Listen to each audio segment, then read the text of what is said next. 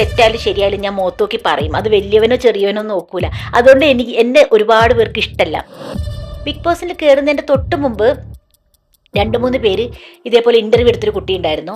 ഭയങ്കര നല്ല ഇതേപോലെ ഇന്റർവ്യൂ ഒക്കെ എടുത്ത ആ കുട്ടി പോയി. അത് വീണ, ആര്യ, എല്ലാവരും നമ്മളായിട്ട് നല്ല കണക്ഷനാണ്, നല്ല സ്നേഹമാണ്. തസ്നിത്ത എന്ന് പറഞ്ഞാൽ എനിക്കും ഞാൻ ഭയങ്കര സിൻസിയറാണ് അവരോടൊക്കെ. ബിഗ് ബോസ് എന്ന് പറഞ്ഞൊരു പ്ലാറ്റ്ഫോമിൽ എത്തിയപ്പോൾ നേരെ ഉൾട്ടയായി എല്ലാവരും, മൊത്തം മാറി. തെറ്റും ശരിയും എല്ലായിടത്തും ഉണ്ടാവും അല്ലേ? തെറ്റ് കാണുമ്പോൾ തെറ്റായ രീതിയിൽ എന്തെങ്കിലും ഉണ്ടെങ്കിൽ നമ്മൾ അപ്പോൾ കാര്യങ്ങൾ പറഞ്ഞ് ഇതേപോലെ തീർത്തു കഴിഞ്ഞാൽ തീരാവുന്ന പ്രശ്നമുള്ളൂ. സിനിമയിൽ എൻ്റെ ഒരു 37 വർഷത്തെ എക്സ്പീരിയൻസ് അനുസരിച്ച് ആരും നമ്മളെ കയറി പിടിക്കാൻ പറ്റില്ല. ഉറപ്പുള്ള കാര്യം അത്. നമ്മുടെ സമ്മതം കൂടാതെ നമ്മുടെ കൈകളിലോ നമ്മുടെ വിരലിലോ ഒരു മനുഷ്യൻ തൊടില്ല നമ്മളെ. നമ്മൾ അഴഞ്ഞാൽ മാത്രമേ നടക്കുള്ളത്. ചേച്ചിയുടെ കൂടെ നിങ്ങൾ എത്രയോ സ്റ്റേജുകൾ, എത്രയോ പ്രോഗ്രാമുകൾ. സലീമിന്റെ കല്യാണത്തിന് ആകെ ഉള്ള സെലിബ്രിറ്റി ഞാനും ബീനയായിരുന്നു. ആകെ സിനിമയിൽ നിന്ന് പെണ്ണുങ്ങള്. ഞാൻ സലീമിന് ഇപ്പോഴും എനിക്ക് ഓർമ്മയുണ്ട്, കല്യാണം എന്നെ വിളിച്ചപ്പോൾ വെള്ള ജുബ്ബയാണ് കൊണ്ടു കൊടുത്തത് ഇടാൻ, നല്ല വെള്ള ജുബ്ബ. എന്നിട്ട് പറയുന്നത്, നീ ഇതൊന്നും വെള്ള ജുബ്ബ ഞാൻ ഇട്ടിട്ടുണ്ട് കേട്ടോ എന്നൊക്കെ എൻ്റെ അടുത്ത് പറയാറുണ്ട്. ഞാനാണ് കല്യാണത്തിന് ഫസ്റ്റ് പോണത് സലീമിന്റെ. ഞങ്ങൾ ഒരുപാട് തല്ലു പിടിച്ചിട്ടുമുണ്ട്, ഇഷ്ടം പോലെ തല്ലു പിടിച്ചിട്ടുണ്ട്. അങ്ങോട്ടും ഇങ്ങോട്ടല്ല, ഇങ്ങോട്ടേക്ക് ഒരുപാട് ചീത്ത പറഞ്ഞിട്ടുണ്ട്, ഞാൻ കരഞ്ഞിട്ടുണ്ട്. പക്ഷെ അതൊക്കെ ഒരു സഹപ്രവർത്തകൻ എന്ന നിലയിലാണ് ഞാൻ. എൻ്റെ ഒരു കൂടപ്പിറപ്പ് മരിച്ചെന്ന് അറിഞ്ഞപ്പം 10:45 അറിയുന്നത്. ടിനിയാണ് എൻ്റെ മെസ്സേജാണ് കണ്ടത്, നമ്മുടെ സലീം പോയിട്ടോന്ന്. ചെന്ന് കണ്ടപ്പം മോർച്ചറിയിലേക്ക് എടുക്കാൻ പോകുന്നെല്ലാം കഴിഞ്ഞു. എടുക്കാൻ ഞാൻ കാലിൻ്റെ അവിടെ വെച്ചിട്ട് ഞാൻ അന്ന് പ്രാർത്ഥിച്ച് പറഞ്ഞു, ഞാൻ എന്തെങ്കിലും അറിഞ്ഞുകൊണ്ടോ അറിയാതെയോ നിന്നോട് എന്തെങ്കിലും ചെയ്തിട്ടുണ്ടെങ്കിൽ നിന്നോട് ക്ഷമിക്കണം എന്ന് പറഞ്ഞു. ഞാൻ മാപ്പ് ചോദിച്ചു. ഇനി നിങ്ങളുടെ കുട്ടികളുടെ പഠനത്തെക്കുറിച്ച് വേവലാതി വേണ്ടേ വേണ്ട. എല്ലാ സിലബസുകളിലും ഇനി മുതൽ ഓൺലൈൻ ട്യൂഷൻ നൽകാൻ ഗാർഡിയൻ ട്യൂട്ടർ. പഠിക്കുന്ന കാര്യത്തിൽ ഇനി മുതൽ നിങ്ങളുടെ കുട്ടി കൂടുതൽ കോൺഫിഡന്റ് ആയിരിക്കും. Guardian tutor online. കൂടുതൽ വിവരങ്ങൾക്ക് താഴെ കാണുന്ന നമ്പറിൽ എത്രയും പെട്ടെന്ന് ബന്ധപ്പെടുക. ഒരു മലയാളിക്കും അവരുടെ മനസ്സിൽ നിന്നും അടർത്തി മാറ്റാൻ പറ്റാത്ത ഒരു കലാകാരിയാണ് milestone makers presence behind the സീൻസിൽ ഇന്ന് നമ്മളോടൊപ്പം ചേരുന്നത്. യെസ്, തസ്നി ഖാൻ. തസ്നി ചേച്ചി, സുഖായിട്ടിരിക്കുന്നു? സുഖമായിട്ടിരിക്കുന്നു. എത്ര നാളായിട്ട് ചേച്ചിനെ ഇതുപോലെ നമ്മുടെ മൈൽസ്റ്റോൺ മേക്കേഴ്സിന്റെ പോഡ്കാസ്റ്റിലേക്ക് ഞങ്ങളിങ്ങനെ കാത്തിരിക്കുകയായിരുന്നു ചേച്ചിനെ ഒന്ന് കൊണ്ടുവരാനായിട്ട്. ചേച്ചി ഇപ്പൊ ലാസ്റ്റ് ചേച്ചി ചെയ്ത സിനിമയുടെ തന്നെ നമുക്ക് തന്നെ പറഞ്ഞു തുടങ്ങാം, ചത്ത പച്ച. അത് ഞാൻ കണ്ടു കഴിഞ്ഞപ്പോ തന്നെ ഞാൻ ചേച്ചിനെ വിളിച്ചിട്ടുണ്ടായിരുന്നു. ചേച്ചിക്ക് ഓർമ്മയുണ്ടോന്ന് എനിക്കറിയില്ല. എന്ത് ബ്യൂട്ടിഫുൾ ആയിരുന്നു ചേച്ചിയുടെ കഥാപാത്രം, എന്ത് ഐശ്വര്യമാണ് ചേച്ചിയുടെ ഒരു കഥാപാത്രം. അതില് ചേച്ചിയുടെ മൂക്കൂത്തിയും ചേച്ചിയുടെ രൂപവും, അതില് ചേച്ചിക്ക് ഭയങ്കര ഇമ്പോർട്ടൻസ് ഉള്ള ഒരു കഥാപാത്രവുമായിരുന്നു അല്ലെ? എല്ലാവരും ശ്രദ്ധിക്കപ്പെട്ട, എനിക്ക് തോന്നുന്നു ഒരുപാട് കോൾസും ചേച്ചിക്ക് വന്നിട്ടുണ്ടാവും. ആ ഒരു സിനിമ, അത് ചേച്ചിയുടെ എന്താ പറയാ, ചേച്ചിയുടെ ഇഷ്ടപ്പെട്ട സിനിമകളിൽ ഒന്നായിട്ട് ചേർത്ത് വെക്കുന്ന ഒരു സിനിമയാണോ ചേച്ചി ചത്തപ്പച്ച? സിനിമ മാത്രമല്ല, അതിലെ സെറ്റും അതിലെ ഡയറക്ടറും അതിലെ പ്രൊഡ്യൂസേഴ്സും കുറെ പേരുണ്ട്. അവരും പിന്നെ മമ്മുക്ക കമ്പനിയും എല്ലാവരോടും എനിക്ക് ഒരുപാട് നന്ദിയും കടപ്പാടും സ്നേഹവും ഒക്കെ ഉണ്ട്. നല്ല ഒരു സെറ്റായിരുന്നു അത്. യൂത്ത് പിള്ളേരുടെ കൂടെ ആയിരുന്നു ഞാൻ, അതുകൊണ്ടൊരു സന്തോഷമുണ്ട്. ആ ഒരു എക്സ്പീരിയൻസ് എങ്ങനെയായിരുന്നു? സാധാരണ ചേച്ചി ഇപ്പൊ ചെയ്യുന്ന ഓരോ സിനിമകളിലും ചേച്ചിയുടെ കൂടെ ചേച്ചിയുടെ തന്നെ ആയിട്ടുള്ള കൂടെയുള്ള ആക്ടേഴ്സും സീനിയേഴ്സ് ആയിട്ടുള്ള ആക്ടേഴ്സും ഒക്കെ ഉണ്ടാവുന്ന സമയത്ത് ചത്ത പച്ചയിൽ ചേച്ചി വന്നപ്പം ചേച്ചിയുടെ കൂടെയുള്ളതെല്ലാം നമ്മുടെ ഇപ്പത്തെ പിള്ളേർ സെറ്റും എല്ലാം അങ്ങനത്തെ ആൾക്കാരാണ്. അപ്പൊ അവരുടെ കൂടെ ഉണ്ടായിരുന്ന ആ ഒരു വൈബും ആ ഒരു സെറ്റിലത്തെ ഭയങ്കര, എനിക്ക് ആദ്യത്തെ ദിവസം തന്നെ ഇവര് ഭയങ്കര റെസ്പെക്ട് എന്റെ അടുത്ത്. അപ്പൊ എനിക്ക് തന്നെ ഒരു വിഷമം തോന്നി, കാരണം ഞാൻ വരുമ്പോ തന്നെ എല്ലാം കൂടി അങ്ങോട്ട് എഴുന്നേൽക്കും. ഹായ് ദസ്നി ചേച്ചി, ഗുഡ് മോർണിംഗ്. അപ്പൊ 2 പ്രാവശ്യം വന്നപ്പോ ഞാൻ പറഞ്ഞു, ദയവ് ചെയ്ത് എഴുന്നേക്കല്ലേ ആരും, നിങ്ങളുടെ കൂട്ടത്തിൽ ഒരാളാക്കുക തന്നെ, ഞാൻ നിങ്ങളുടെ കൂടെ തന്നെ ഉള്ള ഒരാളാണ്, അങ്ങനെ എനിക്ക് ഇഷ്ടം എന്നൊക്കെ പറഞ്ഞു. പിന്നെ ഞങ്ങള് എല്ലാരും ഭയങ്കര ആ ദസ്നി ചേച്ചി എന്നൊക്കെ. പിന്നെ മറ്റത് എല്ലാരും ഒന്ന് എഴുന്നേക്കാൻ പോകും. അപ്പൊ നമുക്ക് തന്നെ ഒരു ഭയങ്കര ഒരു വിഷമം തോന്നാ. അപ്പൊ അത്രയും നല്ല നമ്മളോടൊരു റെസ്പെക്റ്റും നമുക്കൊക്കെ വിട്ടു തന്നിരിക്കുക. ചേച്ചി പറഞ്ഞോളൂ, ചേച്ചിയുടെ ഇഷ്ടം അനുസരിച്ച് നമ്മൾ എന്തെങ്കിലും ഉണ്ടെങ്കിൽ പിടിച്ചോളൂ അവിടെ എന്ന് പറയും. അപ്പൊ അങ്ങനെ ഒരു നല്ലൊരു എഴുതിക്കൊണ്ടിരിക്കുമ്പോൾ തന്നെ അവരെന്നെ വിളിച്ച് എന്നെ ബുക്ക് ചെയ്ത ഒരു സിനിമയാണത്. ആഹാ. അതെ അതെ അപ്പം അതെ. കഥാപാത്രം പേപ്പറിൽ ആ, ആയപ്പോ തന്നെ അത് ആ തിരഞ്ഞെടുക്കാന്ന് പറഞ്ഞിട്ട്. മതി എന്ന് പറഞ്ഞിട്ട് അതെ. ഓ.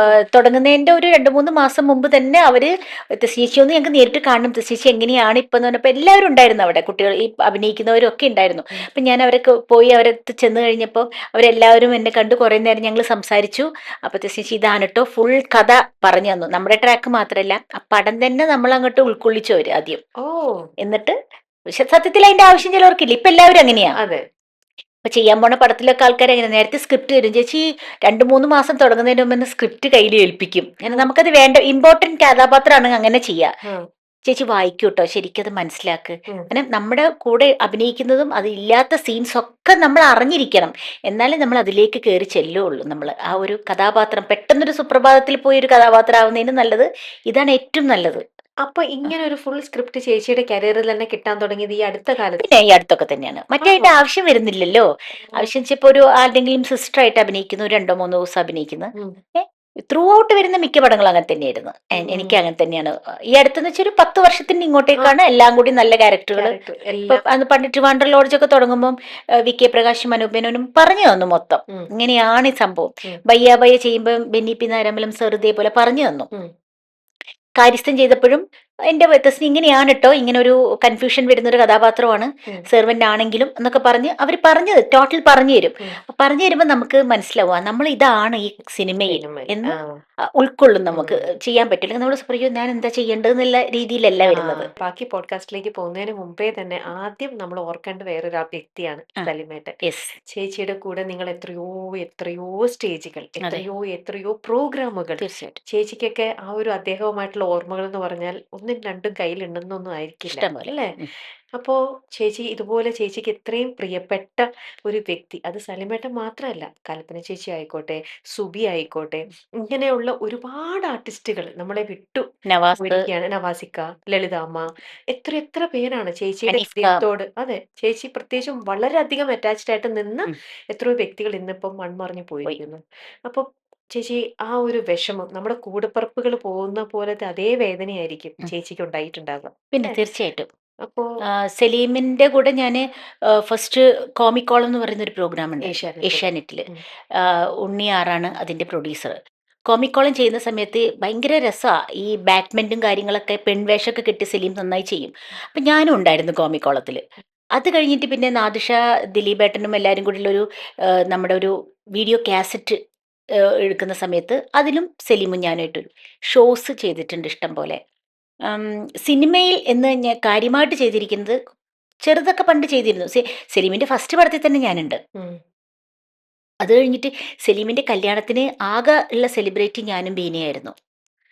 ആകെ സിനിമയിൽ നിന്ന് പെണ്ണുങ്ങള്. ഞാൻ സലീമിന് ഇപ്പോഴും എനിക്ക് ഓർമ്മയുണ്ട്, കല്യാണം എന്നെ വിളിച്ചപ്പോൾ വെള്ള ജുബ്ബയാണ് കൊണ്ട് കൊടുത്തത് ഇടാൻ, നല്ല വെള്ള ജുബ്ബ. എന്നിട്ട് പറയുന്നത് നീ ഇതൊന്ന് വെള്ള ജുബ്ബ ഞാൻ ഇട്ടിട്ടുണ്ട് കേട്ടോ എന്നൊക്കെ എൻ്റെ അടുത്ത് പറയാറുണ്ട്. ഞാനാണ് കല്യാണത്തിന് ഫസ്റ്റ് പോണത് സലീമിന്റെ.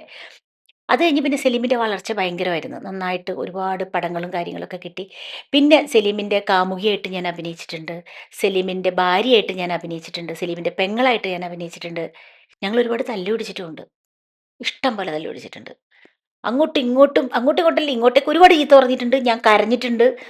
പക്ഷേ അതൊക്കെ ഒരു സഹപ്രവർത്തകൻ എന്ന നിലയിലാണ് ഞാൻ എൻ്റെ ഒരു കൂടപ്പിറപ്പ് അത്ര എടി എന്ന് ആത്മാർത്ഥമുള്ള വിളിച്ചിട്ട് അതൊന്നും ഞാൻ സീരിയസ് ആക്കി എടുത്തിട്ടില്ല. സങ്കടപ്പെട്ടിട്ടുണ്ട് അന്നൊക്കെ, ഉം. പക്ഷെ ഞാനൊന്നും അത് സീരിയസ് ആക്കി എടുത്തിട്ടില്ല. ഞാനതിന് സോൾവ് ചെയ്തിട്ടുമുണ്ട്. പിന്നെ ഞങ്ങൾ പോട്ടടി സാരില്ല, ക്ഷമിച്ചേക്ക് എന്തെങ്കിലും പറഞ്ഞെങ്കിൽ ഞാനും അങ്ങോട്ട് സലീം ഞാൻ എന്തെങ്കിലും പറഞ്ഞെങ്കിൽ ക്ഷമിച്ചേക്ക്. മരിച്ചെന്ന് അറിഞ്ഞപ്പം 10:45 അറിയുന്നത്. ടിനിയാൻ്റെ മെസ്സേജാണ് കണ്ടത്, നമ്മുടെ സലീം പോയിട്ടോ എന്ന്. ഞാൻ അമൃതയിലേക്ക് ഓടിച്ചെന്നു, ആ ഡ്രൈവ് ചെയ്തിട്ട് തന്നെ പോയി അമൃത ഹോസ്പിറ്റലിൽ പോയിട്ട് ചെന്ന് കണ്ടപ്പം മോർച്ചറിയിലേക്ക് എടുക്കാൻ പോകുന്നു, എല്ലാം കഴിഞ്ഞു. എടുക്കാൻ പോയി ഞാൻ കാലിൻ്റെ അവിടെ വെച്ചിട്ട് ഞാൻ അന്ന് പ്രാർത്ഥിച്ച് പറഞ്ഞു, ഞാൻ എന്തെങ്കിലും അറിഞ്ഞുകൊണ്ടോ അറിയാതെയോ നിന്നോട് എന്തെങ്കിലും ചെയ്തിട്ടുണ്ടെങ്കിൽ നീ എന്നോട് ക്ഷമിക്കണം എന്ന് പറഞ്ഞ് ഞാൻ മാപ്പ് ചോദിച്ചു. കാരണം എനിക്ക് ഞാൻ എപ്പോഴും മമ്മി പറയും നമുക്കൊന്ന് വീട്ടിൽ പോകാമെന്ന് പറയാറുണ്ട്. പക്ഷെ മമ്മീൻ്റെ ഈ അസുഖം കാരണം പറവൂര് വരെ അത്രയും പോകാൻ യാത്ര ചെയ്യാൻ പറ്റാത്തതുകൊണ്ട് പോകാൻ പറ്റിയിട്ടില്ല. എപ്പോഴും കാണണമെന്ന് വലിയ ആഗ്രഹം ഉണ്ടായിരുന്നു എനിക്ക്. പിന്നെ കഴിഞ്ഞ അമൃത ചാനലിൽ ഒരു പ്രോഗ്രാമിന് ഓണത്തിനെയാണ് കണ്ടത് ഞാൻ അവിടെ വന്നപ്പോൾ. അപ്പോഴേ കുറച്ച് ബുദ്ധിമുട്ട് തോന്നിയിരുന്നു, ഇരിക്കാൻ ഉം. നിൽക്കാൻ ബുദ്ധിമുട്ടുണ്ടായിരുന്നു പുള്ളിക്കാരന്. ഉം.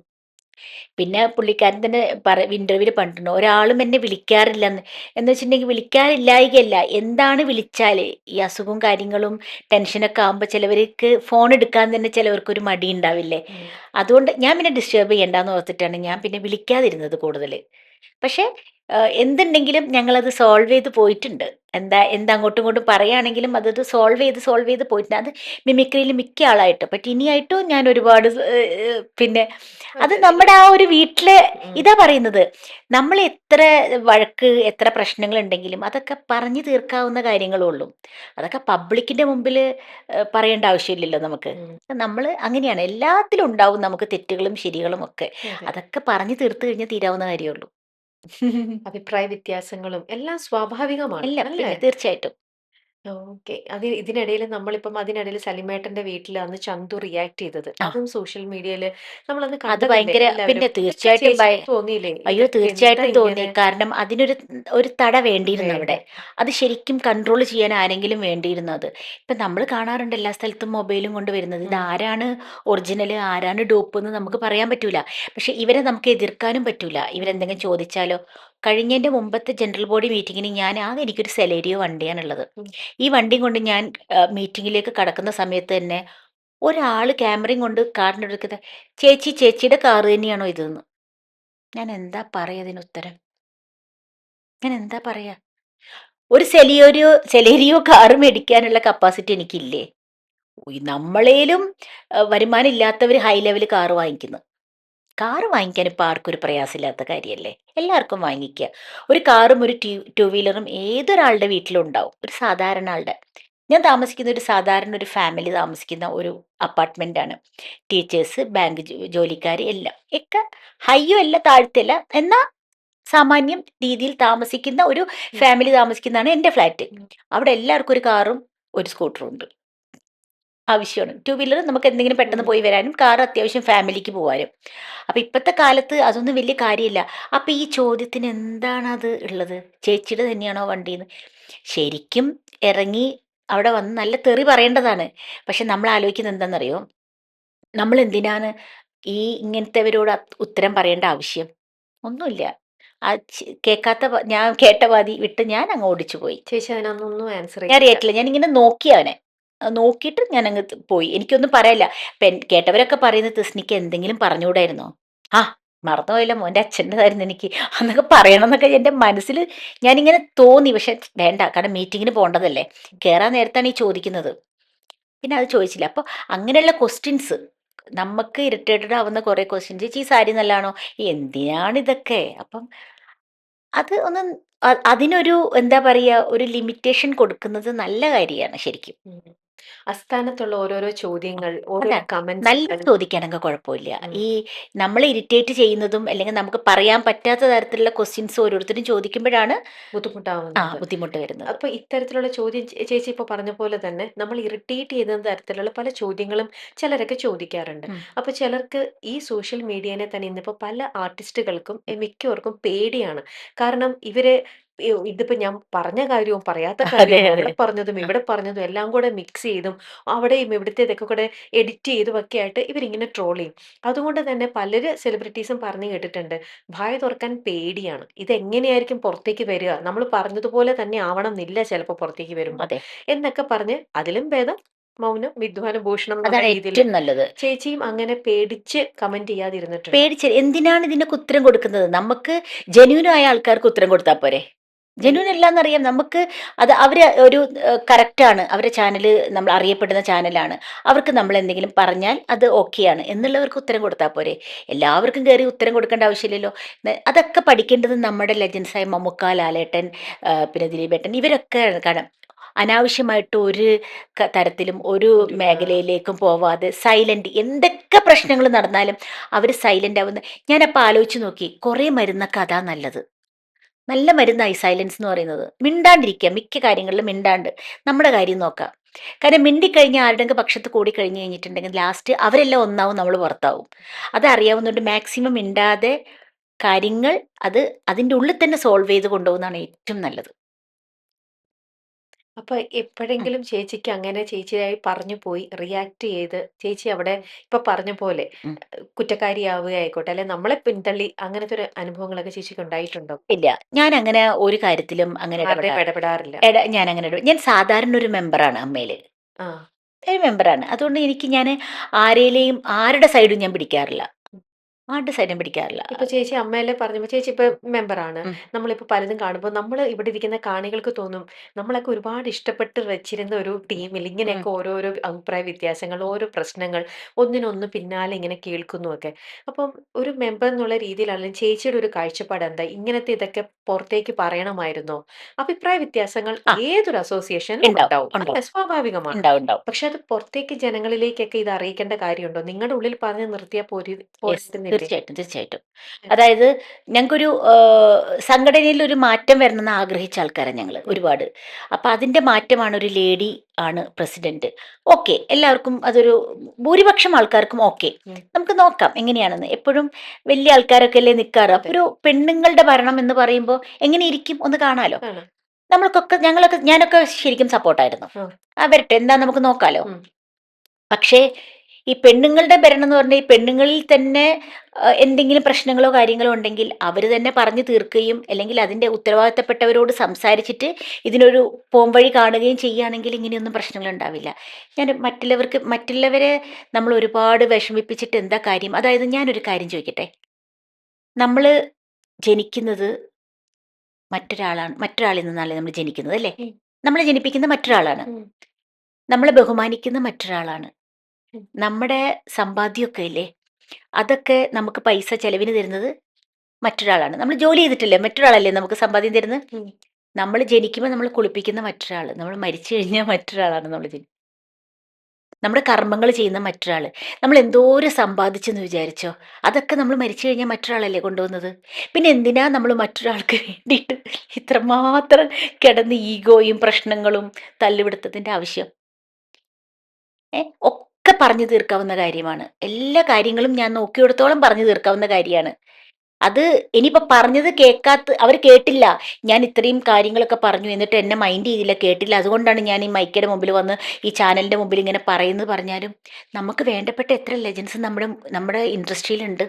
മമ്മൂക്കയുണ്ട്, ലാലേട്ടനുണ്ട്, സുരേഷ് ഏട്ടനുണ്ട്, അല്ലേ? ഉം. അവരോടൊക്കെ കാര്യങ്ങൾ തുറന്നു പറഞ്ഞ് നേരിട്ട് പോയി കാര്യങ്ങൾ പറഞ്ഞ് പറഞ്ഞ് സോൾവ് ആവുന്ന കാര്യങ്ങളേ ഉള്ളൂ.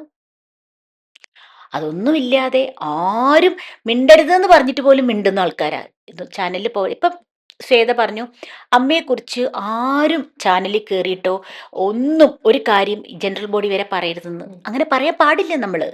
അതൊക്കെ നമ്മളിൽ ഒതുങ്ങുന്ന കാരണം ഈ അമ്മ എന്ന് പറഞ്ഞ സംഘടന ഒരു ചാരിറ്റബിൾ ആണ്. നമുക്ക് അതെ. എല്ലാ മാസവും 5,000 വെച്ച് കിട്ടുന്നുണ്ട് കൈനീട്ടം എന്ന് പറയുന്നത്. പിന്നെ മെഡിസിൻ, ഇപ്പോൾ എൻ്റെ മമ്മിക്ക് മെഡിസിൻ മേടിക്കുമ്പോൾ എനിക്കറിയാം 10,000 രൂപ മാസത്തിൽ ചിലപ്പോൾ മെഡിസിൻ ആവും. അപ്പോൾ ഈ മെഡിസിൻ നമ്മളെപ്പോലെ ഒരു ആർട്ടിസ്റ്റുകൾക്ക് ജോലി ഇല്ലാത്തവർക്ക്, പല അസുഖങ്ങളും കാര്യങ്ങളും ഉള്ളവർക്ക് സഞ്ജീവിനി പദ്ധതി എന്ന് പറഞ്ഞിട്ടൊരു മെഡിസിൻസ് തരുന്നുണ്ട് നമുക്ക്. മാസം മാസം നമ്മൾ കൊടുത്തു കഴിഞ്ഞാൽ നമുക്ക് മെഡിസിൻ കിട്ടുന്നുണ്ട്, നമുക്ക് കൈനീട്ടം കിട്ടുന്നുണ്ട്. ഒരുപാട് നല്ല നല്ല കാര്യങ്ങൾ നടത്തുന്ന ഒരു സംഘടനയാണ് അമ്മ. ഒരുപാട് ചാരിറ്റി ചെയ്യുന്നുണ്ട്. പിന്നെ അല്ലാതെ ഈ ചില്ലറ കാര്യമൊന്നുമല്ല. ഒരുപാട് പേര് ഇതുകൊണ്ട് ജീവിക്കുന്നുണ്ട്. മാസം 5,000 മാത്രം പ്രതീക്ഷിച്ചിരിക്കുന്ന മെമ്പേഴ്സ് ഉണ്ട്, അറിയോ? അത് 10 ആക്കണം. ഇനി 10 ആക്കണമെങ്കിൽ ഒരു ഒറ്റക്കെട്ടായി നിന്ന് പ്രോഗ്രാമോ നടത്തിയിട്ടോ അല്ലെങ്കിൽ ഒരു സിനിമ എടുത്തിട്ടോ, അങ്ങനെ പണ്ട് ദിലീപേട്ടൻ 2020 എടുത്തപ്പോൾ ഒരുപാട് നല്ല നല്ല കാര്യങ്ങൾ നമുക്ക് ബഡ്ജറ്റ് കൂടിയിരുന്നു. അപ്പം അതുപോലെ ഷോ നടത്തിയിട്ട്, ചാനൽ ഷോ നടത്തിയിട്ട്, അപ്പോൾ ഒരുപാട് കാര്യങ്ങൾ നടത്തിയിട്ട് നമ്മളിങ്ങനെ സമ്പാദിച്ചുകൊണ്ടിരിക്കുക. ഈ കിട്ടുന്ന പൈസ മുഴുവനും ഈ പാവപ്പെട്ട ഒരുപാട് വർക്കില്ലാത്ത ആർട്ടിസ്റ്റുകൾക്ക് വേണ്ടിയിട്ടാണ് ചെയ്യുന്നത്. അതൊന്നും മനസ്സിലാക്കാതെ ഒരു സുപ്രഭാതത്തിൽ കസാര കിട്ടിയിട്ട് കോടികൾ പറയാനും അത് കഴിയും കേസ് കൊടുക്കും, അങ്ങനെ പറഞ്ഞ് എന്താ അവരാലോചിക്കണം. അവരെ പുറകിൽ ആരൊക്കെ എന്തൊക്കെ പറഞ്ഞത് പറഞ്ഞാലും അവർക്കൊരു നമ്മൾ കലാകാരികളാണ്, നമ്മൾ ഇതുകൊണ്ടാണ് ജീവിക്കുന്നത്. നമുക്കിനി മുന്നോട്ട് പോകണ്ടേ? ആരെങ്കിലും ഇങ്ങനത്തെവരെ ഇനി എടുക്കാൻ ശ്രമിക്കോ? ഒരു വർക്ക് കൊടുക്കുമായിരിക്കാം, അങ്ങനെ ഇഷ്ടപ്പെടുന്നവരുണ്ടായിരിക്കാം, അത് വേറെ കാര്യം. പക്ഷെ ചിന്തിക്കണം, നമ്മളൊരു കലാകാരികളാണ്, നമ്മൾ ഇതുകൊണ്ടാണ് ജീവിക്കുന്നത്. അപ്പം അത്രയും ശക്തി പുറകിലുണ്ടെങ്കിൽ മാത്രമേ ഇങ്ങനെ പറയാൻ പറ്റുള്ളൂ എന്നാണ് ഞാൻ വിശ്വസിക്കുന്നത്. അതെ. അപ്പം അതാ പറയണത്, 21-ാം തീയതി എല്ലാം അറിയാം. ഓക്കെ. ചേച്ചി ഇപ്പം ചേച്ചി പറഞ്ഞു നമ്മുടെ അമ്മയില് തന്നെ ആയിക്കോട്ടെ, നമ്മുടെ ലെജൻഡറി എത്രയോ ആർട്ടിസ്റ്റുകളുണ്ട്. മമ്മൂക്ക, ലാലേട്ടൻ, ദിലീപേട്ടൻ, അതെ. സുരേഷ്, ചേച്ചി എല്ലാവരുടെയും പേര് പറഞ്ഞു. ആ. അതിൽ തന്നെയും ചേച്ചി പറഞ്ഞ് ഞാൻ കേട്ടിട്ടുണ്ട്, മമ്മൂക്ക ചേച്ചിക്ക് തന്നൊരു ഉപദേശം. ഉം, ചേച്ചി അത് പലപ്പോഴും പല ഇന്റർവ്യൂകളിലും പറഞ്ഞിട്ടുണ്ട്. ഉം, നമ്മുടെ ഈ പോഡ്കാസ്റ്റ് ആയതുകൊണ്ട് തന്നെ ചേച്ചി ചില ഇന്റർവ്യൂവിൽ പറഞ്ഞു പോയ കാര്യങ്ങൾ തന്നെയാണെങ്കിൽ പോലും ഉം, പോഡ്കാസ്റ്റിൽ ചില കാര്യങ്ങൾ ഞാൻ വീണ്ടും ഒന്ന് റിപ്പീറ്റ് ചെയ്ത് ചോദിക്കും കേട്ടോ. ഉം. അതൊന്നും കൂടെ ഒന്ന് പറയാം, മമ്മൂക്ക എന്ത് ഉപദേശമായിരുന്നു ചേച്ചി? ആ, ഈ 2-3 പടം അടുപ്പിച്ച് ചെയ്തപ്പോൾ ഉം. മനസ്സിലായി കുഴപ്പമില്ല, ഇവള് പടത്തിൽ ഇങ്ങനെ പടങ്ങളൊക്കെ കിട്ടി തുടങ്ങിയെന്ന് പറയുമ്പോൾ ആരായാലും പറഞ്ഞു "ഉം, നിനക്ക് വേണ്ടി ജീവിക്കൂ, അത് നല്ല കാര്യമാണ്, നമുക്ക് വേണ്ടി ജീവിക്കണം. എനിക്ക് സ്വന്തമായിട്ടൊരു ഭവനം ഉണ്ടായിട്ടില്ലായിരുന്നു, സ്വന്തമായിട്ട് വാടകയ്ക്ക് റെന്റിന് താമസിക്കുന്ന ആളായിരുന്നു. അപ്പോൾ സ്വന്തമായിട്ടൊരു ഫ്ലാറ്റ് വാങ്ങിക്കണം. അപ്പോൾ ഈ കിട്ടുന്ന കാശുകളൊക്കെ ദൂർത്തടിക്കാതെയും നമുക്ക് വേണ്ടി സേവ് ചെയ്യണം. അത് പറഞ്ഞു തരുന്നത് വലിയൊരു കാര്യമാണത്. തീർച്ചയായിട്ടും. അത് സേവ് ചെയ്തിട്ട് സ്വന്തം പേരിൽ ഒരു ഫ്ലാറ്റ് വാങ്ങിക്കുന്നത് നല്ലതാണ്. അപ്പം നമ്മുടെ ഈ മെട്രോപൊളിറ്റൻ സിറ്റി എന്ന് പറയുന്നത് ബോംബെ പോലത്തെ ഒരു സിറ്റിയാണ്, എറണാകുളം സിറ്റി. ഈ സിറ്റിയിൽ എവിടെയാണ് കുറഞ്ഞ വിലയ്ക്ക് ഫ്ലാറ്റ്, കുറഞ്ഞ വിലയ്ക്ക് വീട്? എല്ലാം കോടികളാണ്. അതും ഈ പട്ടണത്തിൽ തമ്മനം, പാലാരിവട്ടം, ഈ ഏരിയ എന്ന് പറയുന്നത് മെയിൻ ഭയങ്കര സ്ഥലങ്ങളല്ലേ? കാശ. മെയിൻ സ്ഥലങ്ങൾ, എങ്ങോട്ടും എറണാകുളത്ത് പോകാൻ പറ്റിയൊരു സ്ഥലമാണ്.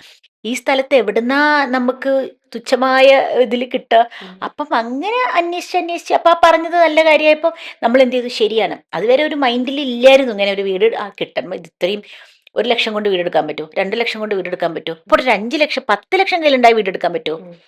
എന്തായാലും ഒരു 50 ലക്ഷത്തിന്റെ മുകളിലോട്ടെങ്കിലും വേണം സാമാന്യമായിട്ടൊരു കുഞ്ഞൊരു വീടെടുക്കണമെങ്കിൽ, അല്ലേ? ഉം. സ്ഥലത്തിന് തന്നെയാണ് ഇവിടെ ഏറ്റവും കൂടുതൽ വില. ഉം.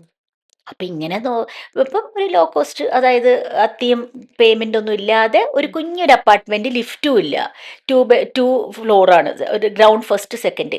അപ്പം അങ്ങനെയുള്ള ഒരു അപ്പാർട്ട്മെൻറ്റ് കണ്ടപ്പോൾ എൻ്റെ മമ്മി പോയി അന്വേഷിച്ച്, അതാണെങ്കിൽ കുറച്ച് കൊടുത്താൽ മതി, ഓരോ പണി അനുസരിച്ച് കൊടുത്താൽ മതി, അപ്പം നമ്മുടെ ബഡ്ജറ്റിന് ഒതുങ്ങുന്നതാണ്. അപ്പം അങ്ങനെ ചെയ്തിട്ടാണ് അത് ചെയ്ത് കഴിഞ്ഞപ്പോൾ ഞാനൊരു പേര് ചോദിച്ചു. അപ്പോൾ ഒരു ആഷിയാന ഇട്ട് തന്നു. അങ്ങനെ നല്ല കാര്യങ്ങൾ പറഞ്ഞു. പുള്ളിയുടെ കാര്യം നോക്കി പുള്ളി അഭിനയിച്ച് പുള്ളി പോയി. കാരണം വെച്ചാൽ അത് ചെയ്തെന്ന് പറഞ്ഞാൽ അത് എനിക്കിന്ന് മാത്രമല്ല, മമ്മൂക്കായെ അറിയുന്ന ഓരോ വ്യക്തികളോടും പറഞ്ഞാലും അറിയും. ഓരോരുത്തർക്കും ഓരോ ഇൻഡ് കൊടുക്കും, ഇങ്ങനെ ചെയ്യൂട്ടോ, അങ്ങനെ ചെയ്യുന്നത് തെറ്റാണ്, അത് പറയും. അത് സാമാന്യ ഉം. മര്യാദയിൽ, കാരണം ആ കുട്ടിയോട് പറഞ്ഞാൽ അത് അനുസരിക്കും, അല്ലെങ്കിൽ അവരത് കേൾക്കും എന്നുള്ളവരോട് പറയും. ഉം. എല്ലാരോടൊന്നും പറയുമെന്ന് അതെ. എനിക്കറിയില്ല. അതെ. അപ്പോൾ പറഞ്ഞു ശരി. എനിക്ക് പേടിയുണ്ടായിരുന്നു പറഞ്ഞപ്പോൾ, കാരണം ചെയ്യാൻ പറ്റുമോ എനിക്ക് എന്നുള്ളൊരു പേടിയുണ്ടായിരുന്നു. ഉം. പക്ഷെ ദൈവത്തിന്റെ ഒരു അനുഗ്രഹം കൊണ്ട് ചെയ്യാൻ പറ്റി, ചെയ്യാൻ അത്രേ പറ്റി. ഉള്ളൂ. ഉം. അങ്ങനെ ചേച്ചിക്ക് സ്വന്തമായിട്ട് മെയിൻ നമ്മുടെ ഹാർട്ട് ഓഫ് ദ സിറ്റിയിൽ തന്നെ മെയിൻ ആയിട്ടുള്ള ലൊക്കേഷനിൽ കുഞ്ഞു ഒരു ഫ്ലാറ്റ്, വീട് ലിഫ്റ്റ് സ്വന്തം. ഇല്ല എന്ന് മാത്രമേ ഉള്ളൂ ആ. പ്രശ്നം. ആ. ആ. ഇതുപോലെ തന്നെ ചേച്ചി ഇത്ര വർഷങ്ങളായിട്ട് ഇൻഡസ്ട്രിയിലുണ്ട്. ഉം. ചേച്ചിയെ ഒരു സിസ്റ്റർ എന്നുള്ള രീതിയിലോ ഒരു നമ്മുടെ കുടുംബത്തിലെ ഒരാളെന്നുള്ള രീതിയിൽ ഉം. ചേച്ചിയുടെ അടുപ്പം തോന്നിയ പലരും ഇതുപോലെ ചേച്ചിക്ക് ഉപദേശങ്ങളായിക്കോട്ടെ, ആ. അല്ലെങ്കിൽ ഇങ്ങനത്തെ ഓരോരോ ഇപ്പൊ ചേച്ചി തന്നെ ചെയ്യുന്ന എന്തെങ്കിലും ഒരു ഇത് കാണുമ്പോൾ, ജസ്റ്റ് നീ ചെയ്യുന്നത് ശരിയല്ല, ഉം. നീ ഇങ്ങനെ ചെയ്യൂ, അല്ലെങ്കിൽ ചേച്ചി വിഷമിച്ചിരിക്കുമ്പോഴാണെങ്കിൽ പോലും ചേച്ചിനെ ഒന്ന് സമാധാനിപ്പിക്കുക, ഒന്ന് കറക്റ്റ് ചെയ്യുക, അങ്ങനെ ചേച്ചീനെ ഒരുപാട് സ്വാധീനിച്ച വേറെ ആരൊക്കെയാണ് ഇൻഡസ്ട്രിയിലുള്ളത്? ഇൻഡസ്ട്രിയിൽ ആരുമില്ല ഇപ്പം. ഇല്ല, ആരുമില്ല ഇൻഡസ്ട്രിയിലും ഇപ്പം. അംബിക ചേച്ചി പറയും, എന്തെങ്കിലും നമുക്ക് പ്രോഗ്രാമോ എന്തെങ്കിലുമൊക്കെ ചെയ്യാന്ന് പറയും. ഊർമിള ചേച്ചി പറയാറുണ്ട് എൻ്റെ ഉം. അടുത്ത്, തെസ്നി എന്തേ സുഖാണോ, ഇടയ്ക്ക് ഞാൻ അങ്ങോട്ടും ചോദിക്കും ചേച്ചിയോട്, ഉം. പറയാറുണ്ട്. അങ്ങനെയൊക്കെ ഉള്ളൂ. എല്ലാത്തവരും പറഞ്ഞാൽ നമ്മൾ ഒരു കാര്യം, ഇപ്പം തന്നെ അടുത്തൊരു റീസെൻ്റ് ഒരു സംഭവം നടന്നു. അത് അമ്മയുടെ ഇലക്ഷൻ സമയത്ത് നടന്നതാ. ഞാൻ ചെയ്യാത്തൊരു തെറ്റ്, ഞാൻ പറയാത്തൊരു കാര്യം ഒരു ആർട്ടിസ്റ്റിനോട് പറഞ്ഞിട്ട് അത് വേറെ രീതിയിൽ അത് വ്യാഖ്യാനിച്ചിട്ട് എന്നെ തെറ്റിദ്ധരിച്ചിരുന്നു. ഞാൻ പറഞ്ഞു ഞാൻ ഒരിക്കലും അങ്ങനത്തെ രീതിയിൽ സംസാരിക്കില്ല എന്ന് പറഞ്ഞിട്ട് പോലും എന്നെ ഒരു കമാൻഡിങ് പവറിൽ എന്നോട് സംസാരിച്ചിട്ട് ഞാൻ ആ ബന്ധത്തിന് സൈലന്റ് ആയി. പിന്നെ എനിക്ക് സങ്കടം വന്നു. ഞാൻ ഞാൻ പിന്നെ മിണ്ടാനേ നിന്നിട്ടില്ല, അങ്ങനത്തെ കാര്യങ്ങൾ മിണ്ടാൻ നിന്നിട്ടില്ല. കാരണം നമ്മൾ എന്ന് പറയുന്ന ഒരാളെ ഇത്രയും കാലം മനസ്സിലാക്കാൻ പറ്റാത്ത ഒരു ഫ്രണ്ട്സിനെയോ എനിക്ക് വേണ്ട. വേണ്ട. എൻ്റെ വായേന്ന് അങ്ങനെ ഒരു തെറ്റായിട്ട് വന്നിട്ടില്ല, അത് ഉറപ്പുള്ള കാര്യമാണ്. ഞാൻ എൻ്റെ ബാപ്പായെ പിടിച്ചു നിർത്തി സത്യം ഇട്ടവരോട് ഞാൻ അങ്ങനെ പറഞ്ഞിട്ടില്ല.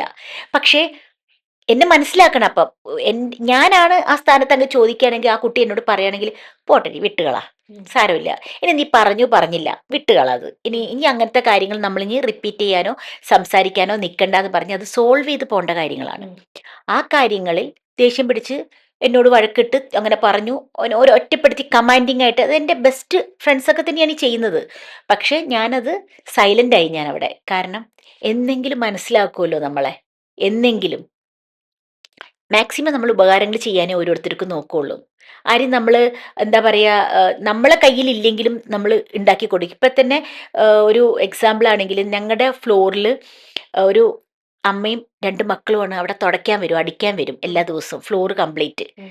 അപ്പം കഴിഞ്ഞ ജൂൺ മാസത്തിൽ ഇവർ 2-3 ദിവസം വന്നില്ല. അപ്പം മമ്മി ചോദിച്ചു എന്താന്ന് ചോദിച്ചപ്പോൾ അതിലൊരു മോള് കരഞ്ഞു പറഞ്ഞു, മമ്മി ഭയങ്കര മഴ മമ്മി, ഞങ്ങൾക്ക് വെള്ളം കയറിയിട്ട് ഒരു രക്ഷയില്ല, അതിങ്ങനെ കോരി കോരി കളഞ്ഞുകൊണ്ടിരിക്കുകയാണ് മമ്മി, വെള്ളം ഇങ്ങനെ ചോരുന്നുണ്ട്, അപ്പം ഈ ഓട് ഒന്ന് മാറ്റിയിട്ടുണ്ടെങ്കിൽ സമാധാനമാവും എന്ന് പറഞ്ഞു. മമ്മിനി ഇപ്പം എന്താ ചെയ്യാം, ടാർപ്പ കെട്ടി വെച്ചിട്ടുണ്ടെങ്കിൽ ശരിയാവും, ഉം. എത്രയാവും, ഒരു 1500 രൂപയ്ക്ക് ആവും. മമ്മി ഉടനെ തന്നെ അത് റെഡിയാക്കി മുകളിൽ ഒരു ബ്ലൂ കളറ് അത് കെട്ടി ടാർപ്പോയ ഉം. എന്താ ഉം. പറയുക, അത് കെട്ടിയിട്ട് അത് റെഡിയാക്കി കൊടുത്തു. പക്ഷെ എന്താ, ഈ റോഡ് പൊങ്ങിയത് കൊണ്ട് ഇവരെ വീട്ടിലേക്ക് കംപ്ലീറ്റ് വെള്ളം വന്നുകൊണ്ട്, കുഞ്ഞു വീടാണേ, ഉം. 5-6 പേര് താമസിക്കുന്നുണ്ട് അവിടെ, വെള്ളം വന്നുകൊണ്ടിരിക്കും. അപ്പം മമ്മി എൻ്റെ അടുത്ത് ഇങ്ങനെ പറഞ്ഞു, എടി ഒന്ന് പോയി നോക്കടി, എനിക്ക് ഭയങ്കര സങ്കടം വരുന്നു, അവർക്ക് ഭയങ്കര പ്രശ്നമുണ്ട്. അപ്പം ഉം. ഞാൻ ജസ്റ്റ് ഒന്ന് പോയി നോക്കിയപ്പോൾ കാണുന്ന കാഴ്ച എന്ന് പറയുന്നത്, വെള്ളം അങ്ങോട്ട് എന്താ പറയുക, റോഡ് പൊക്കിയതുകൊണ്ട് കംപ്ലീറ്റ് ഇവരെ വീട്ടിലേക്ക് വെള്ളം വന്നുകൊണ്ടിരിക്കുക. ഇവരിങ്ങനെ വെള്ളം കളഞ്ഞുകൊണ്ടിരിക്കുന്നത്, ഉറക്കൊഴിഞ്ഞിങ്ങനെ അമ്മയും മക്കളും അച്ഛനും അമ്മൂമ്മയും 7 പേരാ കുഞ്ഞു റൂമിൽ, ഒരു 2 കുഞ്ഞു റൂമും ഒരു അടുക്കളയും മാത്രമേ ഉള്ളൂ ഇരിക്കുന്നത്. ഞാനിങ്ങനെ നോക്കി, ഞാൻ എന്ത് ചെയ്ത്, ഞങ്ങളുടെ സംഘടന, മിമിക്രി അസോസിയേഷൻ സംഘടനയിൽ ബിൽഡിംഗ് ഡിസൈനേഴ്സ് എന്ന് പറഞ്ഞിട്ട് ആൾക്കാരുണ്ട്, ചേളാരിക്കാരാ, ഇവർ വീട് വെച്ച് കൊടുക്കുന്നുണ്ട്. ഓക്കെ. അപ്പം ഇവരാണെങ്കിൽ ഈ മിമിക്രിയിൽ തന്നെ 2-3 പേർക്ക് വീടൊക്കെ വെച്ച് കൊടുത്തിട്ടുണ്ട് ഉം. അവർ പറഞ്ഞിട്ട്.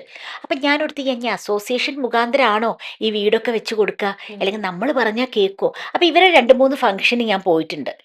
അപ്പം മുരളിച്ചേട്ടനാണ് എൻ്റെ MD. അപ്പം ബിൽഡിംഗ് ഡിസൈനേഴ്സ് എന്ന് പറഞ്ഞ ആൾക്കാർ, മുരളിച്ചേട്ടനാണ് അവിടുത്തെ MD.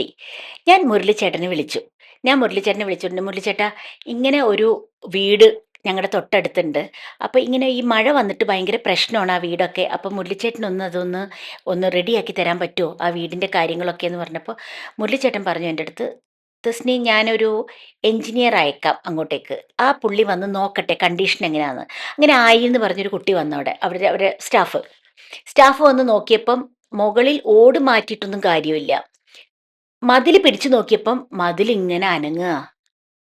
അടുത്ത മഴക്ക് 5 മരണം 6 മരണം നമ്മൾ കാണേണ്ടി വരും. ഇത് വീഴും, മൊത്തം അങ്ങനെ വീഴും ആ വീട്. ആര്യം പറഞ്ഞു, ചേച്ചി ഡേഞ്ചർ ആണല്ലോ എന്ന് പറഞ്ഞു. ഞാൻ മുരളിച്ചേട്ടനോട് സംസാരിക്കട്ടെ എന്ന് പറഞ്ഞാൽ ആര്യം പോയി. കുറച്ച് കഴിഞ്ഞാൽ മുരളിച്ചേട്ടൻ പറഞ്ഞ്, നമുക്ക് ഒരു വീട് പണിത് കൊടുക്കാം, അവരുടെ സ്ഥലമാണല്ലോ അത്, 2 സെൻറ്റേ ഉള്ളൂ. എനിക്ക് വലിയ ഉപകാരം, പക്ഷെ ബാക്കിയൊക്കെ തെസ്നി ചെയ്യണം, കാരണം എനിക്ക് ഞങ്ങൾ പ്ലെയിൻ ആക്കി കിട്ടണം, അത് പ്ലെയിൻ ആയിട്ട് പ്ലോട്ടായിട്ട് അങ്ങനെ കിട്ടണം, ഉം. എൻ്റെ 2.5 സെൻറ്റേ ഉള്ളൂ. ഉം. ശരിയെന്ന് പറഞ്ഞു. അങ്ങനെ ഞാൻ കൗൺസിലറിനെ വിളിച്ചു, കൗൺസിലർ ഞാനും കൂടി JCB കൊണ്ടുവന്നു. ഇവരുടെ വീട് കംപ്ലീറ്റ് പൊളിച്ച്, ഇവരെ വേറൊരു കുഞ്ഞു വീട്ടിലേക്ക് വാടകയ്ക്ക് താമസിപ്പിച്ച്, ആ വീട്ടിൽ കംപ്ലീറ്റ് പൊളിച്ച് നിരപ്പാക്കി എല്ലാം കറക്റ്റാക്കി കൊടുത്തു. ഇവരുടെ പ്ലാൻ വന്നു, ഈ പ്ലാൻ ഇവർ ഇവിടുത്തെ കോർപ്പറേഷനിൽ കൊടുത്ത് പാസ്സായി, എല്ലാം കഴിഞ്ഞു, വീട് പണി തുടങ്ങി. ഇപ്പം വീടിൻ്റെ വയറിങ് നടന്നു കഴിഞ്ഞ് ഇനി തേപ്പാണ്. 1 മാസത്തിൻ്റെ ഉള്ളിൽ വീട് താമസം ഉണ്ടാവും. ഹായ്. അപ്പോൾ ബ്യൂട്ടിഫുൾ. അപ്പോൾ അത് വലിയൊരു വലിയ കാര്യമാണ്. കാര്യം. അപ്പോൾ വലിയൊരു കാര്യം. ടെറസ് ഇട്ട വീടാണ്, ടെറസ് പോലെയാണ് പണിതത് ഉം. ഞാൻ. അപ്പം ഞാൻ പറഞ്ഞു, ഭാവിയിൽ മക്കൾ വലുതായി പഠിക്കുകയാണെങ്കിൽ നിങ്ങൾ മുകളിലേക്ക് 2 റൂം എടുത്തോ, അതെ. ആ രീതിയിൽ വേണമെങ്കിൽ ചെയ്തോളൂ, വേണമെങ്കിൽ നിങ്ങൾക്ക് കാശുണ്ടെങ്കിൽ. ഉം. ഇപ്പം നിങ്ങൾക്ക് താമസിക്കാൻ പറ്റിയ നല്ല അടിപൊളി വീട്, ഞാൻ പോലും കൊതിച്ചു പോണ വീടാണ് ഇപ്പോൾ വരുന്നത്. അപ്പോൾ അവരിപ്പോൾ വാടകയ്ക്കാണ് താമസിക്കുന്നത്, മഴയുണ്ട് ഇപ്പം, എന്നാലും പ്രശ്നത്തിലാണ് ആ വീടും പ്രശ്നമാണ്. അപ്പോൾ എത്രയും പെട്ടെന്ന് ഈ ബംഗാളികളൊക്കെ ആയതുകൊണ്ട് ഈ തമിഴ്നാട്ടിൽ പോയിട്ട് ആരും വരുന്നില്ല പണിക്കാരൊന്നും, അപ്പം അതുകൊണ്ട് കുറച്ച് താമസമുണ്ട്. അപ്പം ഞാൻ പറഞ്ഞു, എത്രയും പെട്ടെന്ന് 2 മാസത്തിൻ്റെ ഉള്ളിൽ ആ വീട് റെഡിയാക്കി കൊടുക്കുന്നു. അപ്പം നമുക്ക് ചെയ്യാൻ പറ്റുന്നതേ, നമ്മൾ ജീവിച്ചിരിക്കുമ്പം നമുക്ക് എന്തൊക്കെ ചെയ്യാൻ പറ്റുന്നു അത് നമ്മൾ ചെയ്തു കൊടുക്കുക. എൻ്റെ കയ്യിൽ നിന്ന് കാശൊന്നും പോടില്ല, എൻ്റെ കയ്യിൽ നിന്ന് കുറച്ചൊക്കെ, ഇനിയിപ്പം പണിക്കാർക്ക് ഇപ്പം തേപ്പ് സമയത്ത് എല്ലാവർക്കും ബിരിയാണി വാങ്ങിച്ചു കൊടുത്തു, അതൊരു സന്തോഷം. അത് കഴിഞ്ഞ് എന്തെങ്കിലും ഒരു കട്ടയ കാര്യങ്ങളോ ഇറക്കണമെങ്കിൽ ഒരു 2500 രൂപ അല്ലെങ്കിൽ 1500 രൂപ ഉണ്ടെങ്കിൽ അതിൻ്റെ ഒരു ഹെൽപ്പ്, അങ്ങനെ കൊച്ചു കൊച്ചു ഹെൽപ്പൊക്കെ എനിക്ക് ചെയ്യാൻ പറ്റുന്നല്ലാതെ ഒരു വീട് വെച്ച് കൊടുക്കാനുള്ള കപ്പാസിറ്റി ഇല്ല. കാരണം വീടില്ലാത്ത ഞാൻ എങ്ങനെ ഒരു വീട് വെച്ച് കൊടുക്കേണ്ട കപ്പാസിറ്റി ഇല്ലാത്ത. അപ്പം അപ്പം നമ്മൾ ജീവിച്ചിരിക്കുമ്പോൾ മറ്റുള്ളവർക്ക് ഉപകാരം ചെയ്യാനും ഒരാളുടെ വിശപ്പ് മാറ്റാനും അങ്ങനെയൊക്കെ നമ്മൾ നോക്കാന്നല്ലാതെ, നമ്മൾ ഈ പ്രശ്നത്തിൻ്റെയും ഈ പരദൂഷണത്തിൻ്റെയും ഈ ഇതിൻ്റെയൊക്കെ പുറകെ പോകാൻ നേരം ഉണ്ടെങ്കിൽ അതിനേ നേരം ഉണ്ടാവുള്ളൂ, അതിന് മാത്രമേ നേരം ഉണ്ടാവുള്ളൂ. അപ്പം അതൊക്കെ നമ്മൾ മാറ്റിക്കഴിയുമ്പോൾ സലീം പറഞ്ഞ പോലെ ജീവിക്കുന്ന കാലത്ത് സന്തോഷമായിട്ടും സമാധാനത്തോടു കൂടിയും മറ്റുള്ളവരെ വെറുപ്പിക്കാതെയും ജീവിച്ചാൽ നമുക്ക് കൊള്ളാം. മരിച്ചാൽ നല്ലത് പറയും, അത്രയേ ഉള്ളൂ. ഈ പറഞ്ഞ പോലെ എല്ലാം മറ്റുള്ളവരാണ് നമുക്ക് ചെയ്തു തരുന്നത്, നമ്മളെ സ്വന്തമായിട്ട് എന്താ ചെയ്യുന്നത് അല്ലേ? ഒക്കെ ഞാൻ പറഞ്ഞില്ലേ ഇപ്പം, മരിച്ചാൽ കുളിപ്പിക്കുന്നത് വരെ മറ്റുള്ളവരാ, നമ്മളെ കർമ്മങ്ങൾ ചെയ്യുന്ന മറ്റുള്ളവരാ. ഈ ഒക്കെ ഇപ്പം ഞാനിപ്പോൾ ഒരു കുഞ്ഞ് ഫ്ലാറ്റ് എടുത്താൽ പോലും ഞാൻ മരിച്ച ആ ഫ്ലാറ്റ് ആർക്കാ കിട്ടുന്നത്? എൻ്റെ സിസ്റ്ററിനും പിള്ളേറിനല്ലേ, മറ്റുള്ളവർക്കല്ലേ കിട്ടുന്നത്, എനിക്കല്ലല്ലോ. നമുക്ക് എന്ത് കൊണ്ടുപോകാൻ സാധിക്കുന്നു? അപ്പം ഇങ്ങനത്തെ ചിന്തകളുടെ ഒക്കെ നമ്മുടെ മനസ്സിലുണ്ടെങ്കിൽ നമ്മൾ ഈ പ്രശ്നങ്ങളിലേ നിൽക്കില്ല. കേസ്, കോടതി, പോലീസ് ഇതൊക്കെ പറയുമ്പോൾ തന്നെ ടെൻഷനാണ്. അപ്പം ഇതൊക്കെ ചിന്തിക്കണം, നമ്മൾ ഒരുപാട് ചിന്തിക്കേണ്ട കാര്യങ്ങളാണിത്. ഈ സ്ഥാനമാനങ്ങൾ കിട്ടുമ്പോഴാണ് മനുഷ്യർ മാറുക. അത് എൻ്റെ മുമ്പിൽ ഒരുപാട് പേരെ ഞാൻ കണ്ടിട്ടുണ്ട് അങ്ങനെ. കണ്ടിട്ടുണ്ട്. പിന്നല്ലാതെ. ചേച്ചി തന്നെയും ഇത്രയും ചേച്ചി തന്നെ എത്രയോ ബന്ധങ്ങളിലൂടെ, എത്രയോ നല്ല സുഹൃത്തുക്കളിലൂടെ ചേച്ചി ഇങ്ങനെ ചേച്ചിയുടെ ജെനുവിനിറ്റിയും ചേച്ചി ആ ഒരു വളരെ സ്വാഭാവികമായിട്ടും ചേച്ചിയുടെ ആ ഒരു സിൻസിയറിറ്റി ഉണ്ടല്ലോ, ഇന്നസെൻസിലൊക്കെ വെച്ച് ചേച്ചി ഇതുപോലെ നിൽക്കുമ്പോൾ ചേച്ചിയെ എന്തെങ്കിലും മറ്റുള്ളവർ തെറ്റിദ്ധരിച്ചു എന്നുള്ളൊരു തോന്നല് ചേച്ചി അതാണ് ഇപ്പൊ സംഭവിച്ച തെറ്റിദ്ധാരണകളാണ് സംഭവിച്ചിരിക്കുന്നത്. പിന്നല്ലേ 36-37 വർഷത്തെ ഫ്രണ്ട്ഷിപ്പ് ഒക്കെ ഒറ്റയടിക്ക് മിണ്ടാണ്ടാവാന്നൊക്കെ പറയുമ്പോൾ തെറ്റിദ്ധാരണയാണത്. അത് പറഞ്ഞു തീർക്കാവുന്ന കാര്യങ്ങളാ. പിന്നെ പറഞ്ഞു തീർക്കാനുള്ള സിറ്റുവേഷൻ കണ്ടിട്ടില്ല, കണ്ട് പറഞ്ഞു തീർക്കാം, അത്രയേ ഉള്ളൂ. അങ്ങനെ ചേച്ചിയായിട്ട് ഇനിഷ്യേറ്റീവ് എടുത്ത് പോയി പറഞ്ഞു തീർക്കാൻ നോക്കൂ? അല്ല, നേരിട്ട് കണ്ടിട്ടില്ല. നേരിട്ട് ഇനി കാണുന്ന, ശരിക്കും അത് പറയാനുള്ളൊരു സന്ദർഭം കിട്ടാത്തത് കൊണ്ടാണ്. കിട്ടിക്കഴിഞ്ഞാൽ തീരാവുന്ന കാര്യമുള്ളതൊക്കെ, പിന്നെ പറഞ്ഞു തീർക്കാവുന്ന കാര്യമുള്ളതൊക്കെ. അതൊന്നും ഒരിക്കലും വൈരാഗ്യമാക്കി വെക്കാൻ പറ്റില്ല. നമുക്ക് ആരോടും വൈരാഗ്യം വെക്കാൻ പറ്റില്ല. പറഞ്ഞു തീർക്കാനുള്ള മനസ്സ് വലിയൊരു മനസ്സാ ചേച്ചി. പിന്നെ പറഞ്ഞു തീർത്തിട്ട് പിന്നെ അവര് മുഖം വീർപ്പിച്ച് നടക്കുകയോ മിണ്ടാതെ നടക്കുകയോ ചെയ്താൽ അത് അവരുടെ അതോടെ സമാധാനത്തോടെ ഇരിക്കും, നമുക്ക് സമാധാനത്തോടെ ഇരിക്കാം. പക്ഷെ എന്താ, ഇവരുടെയൊക്കെ കൂടെ നിൽക്കുന്നവര് ഇത് ഈ ബ്രെയിൻ വാഷ് ചെയ്യുമ്പോഴുള്ള പ്രശ്നങ്ങളാണ് ഉണ്ടാവുന്നത്. അത് ചേച്ചി പറഞ്ഞപ്പോൾ വേറൊരു ചേച്ചി തന്നെ പറഞ്ഞൊരു കമന്റ് ഓർമ്മ വന്നത്, അന്ന് ദിലീപേട്ടന്റെ ആ ഇഷ്യൂ വന്ന സമയത്ത് ചേച്ചിയാണ് അന്ന് ഏറ്റവും സ്ട്രോങ് ആയിട്ട് വന്ന് നിന്ന് മീഡിയയുടെ അടുത്ത് വളരെ സ്ട്രോങ് ആയിട്ട് പറഞ്ഞത്, സത്യം പുറത്തു വരട്ടെ, അന്വേഷിക്കുകയാണ്, അതുവരെ നിങ്ങൾ ഇദ്ദേഹത്തെ ക്രൂശിക്കാതിരിക്കും. പിന്നെ അതെല്ലാ എല്ലാ കാര്യങ്ങളും അങ്ങനെ തന്നെയല്ലേ. ഒരാളുടെ സത്യങ്ങൾ വരാതെ ഒരാൾ തെറ്റിദ്ധരിക്കപ്പെടാന്ന് പറയുന്നത് വലിയൊരു എന്താ ഈ പറയണത്? ആവോ, തെറ്റുകാരനാണെങ്കിൽ ശിക്ഷിക്കണം, ശിക്ഷിച്ചേ പറ്റൂ. എത്ര നമ്മുടെ അമ്മയായാലും അച്ഛനായാലും അനിയത്തിയായാലും നമ്മുടെ കൂടപ്പിറപ്പായാലും തെറ്റ് ചെയ്തോ ശിക്ഷിക്കണം, അത് വേണം. പക്ഷെ തെറ്റ് ചെയ്യാണ്ട് ഒരാൾ പറയുമ്പോൾ ഉള്ള മനസ്സൊന്ന് ആലോചിച്ച് നോക്ക്, ചിന്തിക്കാൻ പറ്റാത്ത കാര്യമാണ്. അന്നതാ ചേച്ചിയാണ് അന്ന് ആദ്യമായിട്ട് ആ ഒരു സ്റ്റെപ്പ് എടുത്ത്. പക്ഷെ എനിക്കത് പറഞ്ഞുകൊണ്ട് ഒരു ഗുണവും ഇല്ലാത്ത കാര്യമാണ്. എനിക്ക് അവരെ കൊണ്ട് ഒരു ഗുണവും ഇല്ല. പക്ഷേ നമ്മള് സത്യത്തിന്റെ പുറകെ എപ്പോഴും അത് ജെന്യൂൻ ആണോ എന്ന് തോന്നുകയാണെങ്കിൽ അത് പറഞ്ഞിരിക്കണം, അല്ലെങ്കിൽ അത് മിണ്ടാതിരിക്കുക, വിട്ടേക്കണം. നമ്മുടെ കണ്ണിൽ ആ വ്യക്തി എങ്ങനെയാണെന്ന് നമുക്കറിയാം. ആയിരിക്കാം, ആവാതിരിക്കാം, ഒന്നും എനിക്ക് അറിയില്ല. നമുക്ക് എന്താണ് അതിന്റെ പിന്നിലത്തെ സത്യങ്ങളോ ഒന്നും നമുക്ക് അറിയില്ല. പക്ഷെ ചേച്ചി പറഞ്ഞ ഫാക്ട് വലിയൊരു ഇതാണ്, അന്വേഷിക്കുകയല്ലേ, കേസ് നടക്കല്ലേ, അത് തെളിയട്ടെ, അപ്പൊ നമുക്ക് തെറ്റുകാരനാണെങ്കിൽ നമുക്ക് ക്രൂശിക്കാം. അതുവരെ നമ്മള് മാനിപ്പുലേറ്റ് ചെയ്ത് നമ്മൾ ഇങ്ങനെയായിരിക്കും അങ്ങനെയായിരിക്കും എന്ന് വിചാരിച്ച് നമ്മൾ ഒരാളെ കുറ്റപ്പെടുത്തേണ്ട കാര്യമില്ല. പക്ഷെ അതുകൊണ്ട് ഞാനത് പറഞ്ഞു വെച്ചിട്ടുണ്ടെങ്കിൽ ആ ആളുടെ സൈഡും അല്ല ഞാൻ. ആളുടെ പടത്തിലൊന്നും ഞാൻ അങ്ങനെ കാര്യമായിട്ട് ഞാൻ ആകെ 100ാമത്തെ പടത്തിലാണ് ഞാൻ അഭിനയിക്കുന്നത്. അത്രയും പടങ്ങൾ ചെയ്ത് സൂപ്പർ സ്റ്റാർ ആയി കഴിഞ്ഞതിന് ശേഷം 100ാമത്തെ പടത്തിലാണ് ഞാൻ അഭിനയിക്കുന്നത്. അപ്പോൾ എനിക്ക് ഒരു കാര്യമില്ലാത്ത, എനിക്ക് അങ്ങനെ പറഞ്ഞൊരു ഭാഗം കൂടേണ്ട ആവശ്യമേ ഇല്ല. പക്ഷെ അത് സത്യമായെന്ന് തോന്നി, അത് തെളിയട്ടെ എന്ന് തോന്നിയതുകൊണ്ടാണ് ഞാനത് പറഞ്ഞത്. അത് ഏത് ശത്രുവാണെങ്കിൽ പോലും അങ്ങനെ ആ സിറ്റുവേഷനിൽ നിൽക്കുകയാണെങ്കിൽ ഞാൻ അങ്ങനെ പറയത്തുള്ളൂ. ഇവരുടെയൊക്കെ പേര് പറഞ്ഞപ്പോൾ ചേച്ചിയുടെ കരിയറിൽ ചേച്ചി എപ്പോഴും ഇഷ്ടപ്പെടുന്ന അല്ലെങ്കിൽ നന്ദിയുള്ള ഒരു വ്യക്തിയാണ് പ്രതാപ് പോത്തൻ. പറയാതെ മുന്നോട്ട് പോകാൻ പറ്റില്ല. ചേച്ചിക്ക് എഗെയിൻ ഒരു ബ്രദർലി ആയിട്ടുള്ള ഒരു അറ്റാച്ച്മെന്റും ചേച്ചി സിനിമയിലേക്ക് കൊണ്ടുവന്ന ഒരു വ്യക്തിയും കൂടിയാണ്. അദ്ദേഹത്തിന്റെ കൂടെയുള്ള ഓർമ്മകൾ? പ്രതാപ് അങ്കിൾ എന്നാ വിളിച്ചിരുന്നു കേട്ടോ ഡെയ്സി സമയത്ത്. പിന്നെ ഞാൻ പ്രതാപ് സാറിന് വിളിച്ചിട്ട് കണ്ടിരുന്നു. ഞാൻ ഡെയ്സി പടത്തിൽ അഭിനയിക്കാൻ പോകുമ്പോൾ കൊച്ചുകുട്ടിയല്ലേ ഞങ്ങളൊക്കെ, ഭയങ്കര ജോളിയാ. ഞാൻ ഓർത്ത സിനിമാ ഫീൽഡ് ഇത്ര രസമാണോ, ഭയങ്കര രസാ. സെറ്റില് എല്ലാവരും കൂടി ന്യൂ ജനറേഷൻ പടം അന്നത്തെ. അപ്പൊ എല്ലാവരും കൂടി വൈകുന്നേരം ലൗഡെയിൽ സ്കൂളാണ് ഊട്ടി. ഞങ്ങൾക്ക് രാവിലെ 5 മണിക്ക് കോസ്റ്റ്യൂമർ ഡ്രസ്സ് കൊണ്ടുതരും, യൂണിഫോം. അതിട്ടിട്ട് എല്ലാവരും കൂടി ടെമ്പോ ട്രാവലിൽ കയറി കഴിഞ്ഞ് ലൗഡെയിൽ സ്കൂളിലെത്തി കഴിഞ്ഞാൽ പിന്നെ ഷൂട്ടിംഗ് തുടങ്ങും. 11 മണിക്ക് ബിസ്ക്കറ്റും നല്ല അടിപൊളി കോഫി ഉണ്ടാവും. നല്ല തണുപ്പല്ലേ, ഊട്ടിയല്ലേ. അത് കഴിഞ്ഞ് ഒരു 6-6:30 വരെ ഷൂട്ടുള്ളൂ. സ്കൂൾ സീൻസ് മാത്രമാണ് അന്ന് അപ്പം എടുത്തുകൊണ്ടിരുന്നത്. തിരിച്ച് വന്നു കഴിഞ്ഞ് കഴിഞ്ഞാൽ പ്രതാപങ്ങൾ എല്ലാവരുടെ അടുത്തും വന്നിട്ട് പറയും എല്ലാവരും ഹാളിലേക്ക് വരൂ എന്ന് പറയും. എല്ലാവരും വന്ന് പിന്നെ ക്യാമ്പ് ഫയർ ആയിരിക്കും അവിടെ. ഇങ്ങനെ ഇത് കൂട്ടിയിട്ട് കത്തിച്ച് എല്ലാവരും ചുറ്റും ഇരുന്ന് പാട്ടും ബഹളവും. അവിടെ ഒരു കിച്ചൺ ഉണ്ട്, അവിടുന്ന് ചപ്പാത്തി. ഈ സോണിയൊക്കെ നോർത്ത് ഇന്ത്യൻ ആയതുകൊണ്ട് അവർക്ക് ആലു പൊറോട്ട ഒക്കെ ഉണ്ടാക്കാൻ അറിയാം. ആലു പൊറോട്ട ഒക്കെ അന്നാണ് ഞാൻ ആലു പൊറോട്ട ഒക്കെ തിന്നുന്ന ആദ്യമായിട്ട്. ഉരുളക്കിഴങ്ങൊക്കെ കഴിച്ചിട്ട് ഇവിടെ ആലു പൊറോട്ട ഉണ്ടാക്കും. മറ്റേവര് തമിഴ് ഒരു മുത്തുസ്വാമി ഏതൊരു വലിയൊരു പ്രൊഡ്യൂസറുടെ മോനുണ്ട്, പിന്നെ ഷെല്ലി ഉണ്ട്. അപ്പൊ അവരൊക്കെ അവരുടെ ടേസ്റ്റുള്ള ഫുഡുകളൊക്കെ ഉണ്ടാക്കും. അങ്ങനെ എല്ലാം കഴിക്കും. പിന്നെ എല്ലാവരും കൂടി ഒരു 10-10:30 പിരിയും. നല്ല തണുപ്പാ, കിട്ടുകിട്ടാ വിറക്കും. എല്ലാ റൂമിൽ പോയിക്കോളും. പിന്നെ 5:30 മണിക്ക് എഴുന്നേക്കും. സ്കൂളിൽ പോണേലും കഷ്ടമാണ്, കാരണം 5:30 മണിക്ക് എഴുന്നേറ്റിട്ട് 2 സൈഡ് മുടി പിന്നണം. അപ്പത്തിനേക്കും ഡ്രസ്സർ വരും റൂമിൽ മുടി പിന്നി തരാൻ. അപ്പോഴേക്കും മേക്കപ്പ് മാൻ്റെ റൂമിലേക്ക് എല്ലാവരും പോകണം. അപ്പോൾ ഇങ്ങനെ ക്യൂ ആയിട്ട് ഞങ്ങളൊക്കെ ഇങ്ങനെ ഇരിക്കും. അപ്പോൾ ലേറ്റായിട്ട് മേക്കപ്പ് ചെയ്യും, സ്കൂൾ യൂണിഫോം എത്തിച്ചേരും. ഇത് തന്നെയായിരുന്നു ഒരു മാസം. ഭയങ്കര രസമായിരുന്നു. അപ്പം ഞാൻ സിനിമ ഫീൽ കൊള്ളാലോ. തുടങ്ങിയ സമയത്ത് ചേച്ചി ഒരുപാട് മിക്ക ആർട്ടിസ്റ്റുകളുടെയും സിസ്റ്റർ ആയിട്ട് ചേച്ചിയുടെ ഒരുപാട് ഫ്രണ്ട് ആയിട്ടായിരുന്നു. ഫ്രണ്ട് ആയിട്ട് ഫ്രണ്ട് കഴിഞ്ഞിട്ട് പിന്നെ മടുത്ത് പിന്നെ സിസ്റ്റർ സിസ്റ്ററായി. അങ്ങനെ ടൈപ്പ് കാസ്റ്റ് ചെയ്ത പോലത്തെ കുറേ കഥാപാത്രങ്ങൾ തുടക്ക സമയത്ത് ഉണ്ടായിട്ടുണ്ട്. അതെ അതെ പക്ഷെ ഇപ്പൊ നമ്മൾ പിന്നീട് നോക്കുമ്പോൾ നമ്മൾ തൊട്ട് മുന്നേ പറഞ്ഞ ചത്ത പച്ച, അതിന് മുന്നേ നോക്കിക്കഴിഞ്ഞാല് ബ്യൂട്ടിഫുൾ, ട്രിവാൻഡ്രം ലോഡ്ജ്, അതെ കാര്യസ്ഥൻ, ഉം. ആ സിനിമകളൊക്കെ ചേച്ചിക്ക് തന്ന ഒരു ഒരു ഒരു ഭയങ്കര ആ ക്യാരക്ടറൊക്കെ ചേച്ചിക്ക് വന്നില്ലായിരുന്നുവെങ്കിൽ ഉം. അത് ചേച്ചി തന്നെ ഒരിക്കൽ പറഞ്ഞ പോലെ തോന്നിയിട്ടുണ്ട്. ബ്യൂട്ടിഫുൾ, ട്രിവാൻഡ്രം ലോഡ്ജ് എന്നൊക്കെ പറഞ്ഞ സിനിമകളിലൂടെയാണ് അന്നത്തെ ആ ഒരു യൂത്ത് അല്ലെങ്കിൽ ആ ന്യൂ ജനറേഷനൊക്കെ എല്ലാവരും തസ്നീഖാൻ എന്ന് പറഞ്ഞ ഒരു ആക്ടറിനെ അങ്ങ് ഇഷ്ടപ്പെട്ടു. എല്ലാവരും അങ്ങ് ഇരു കൈ നീട്ടി സ്വീകരിച്ചു. ഭയങ്കര കയ്യടിയായിരുന്നു ചേച്ചിയുടെ കഥാപാത്രത്തിന്, അല്ലേ? അപ്പം അത്തരം പിന്നീട് പിന്നീട് എത്ര എത്ര കഥാപാത്രങ്ങൾ ചേച്ചി എന്നും ഇഷ്ടപ്പെടുന്ന തരത്തിലുള്ള നല്ല കുറെ കഥാപാത്രങ്ങൾ ചെയ്യാൻ പറ്റി. പക്ഷെ ഈ തുടങ്ങിയ സമയത്ത് ഇങ്ങനെ ഒരു ചേച്ചി ഇപ്പൊ പറഞ്ഞു മടുത്തു, ഫ്രണ്ടായിട്ട് നിന്ന് മടുത്തു, ഒരു ഗ്രൂപ്പില് ഒരാളായിട്ട് അങ്ങനെ ഒരുപാട് സിനിമകളുടെ ഭാഗമായിട്ടുണ്ട്. അപ്പോഴൊക്കെ ഏതെങ്കിലും ഒരു നിമിഷം ഓ ഇനി ഇങ്ങനെ എല്ലാത്തിനകത്തും ഫ്രണ്ടായിട്ടല്ലേ തോന്നിയിട്ടുണ്ട്. അല്ലേ, അല്ല, ഇനി വേണ്ട. അന്ന് ഫ്രണ്ടായി അന്നത്തെ ഗ്ലാമർ ഉള്ളൂ. ഉം, നായികയാവാനുള്ള ഗ്ലാമർ ഒന്നും ഇല്ലല്ലോ ഉം, അന്ന്. അന്ന് സുന്ദരി, കുറച്ച് സൗന്ദര്യത്തിന് പ്രാധാന്യമുള്ള സമയമാണ് ഉം, ആ കാലഘട്ടം എന്ന് പറയുന്നത്.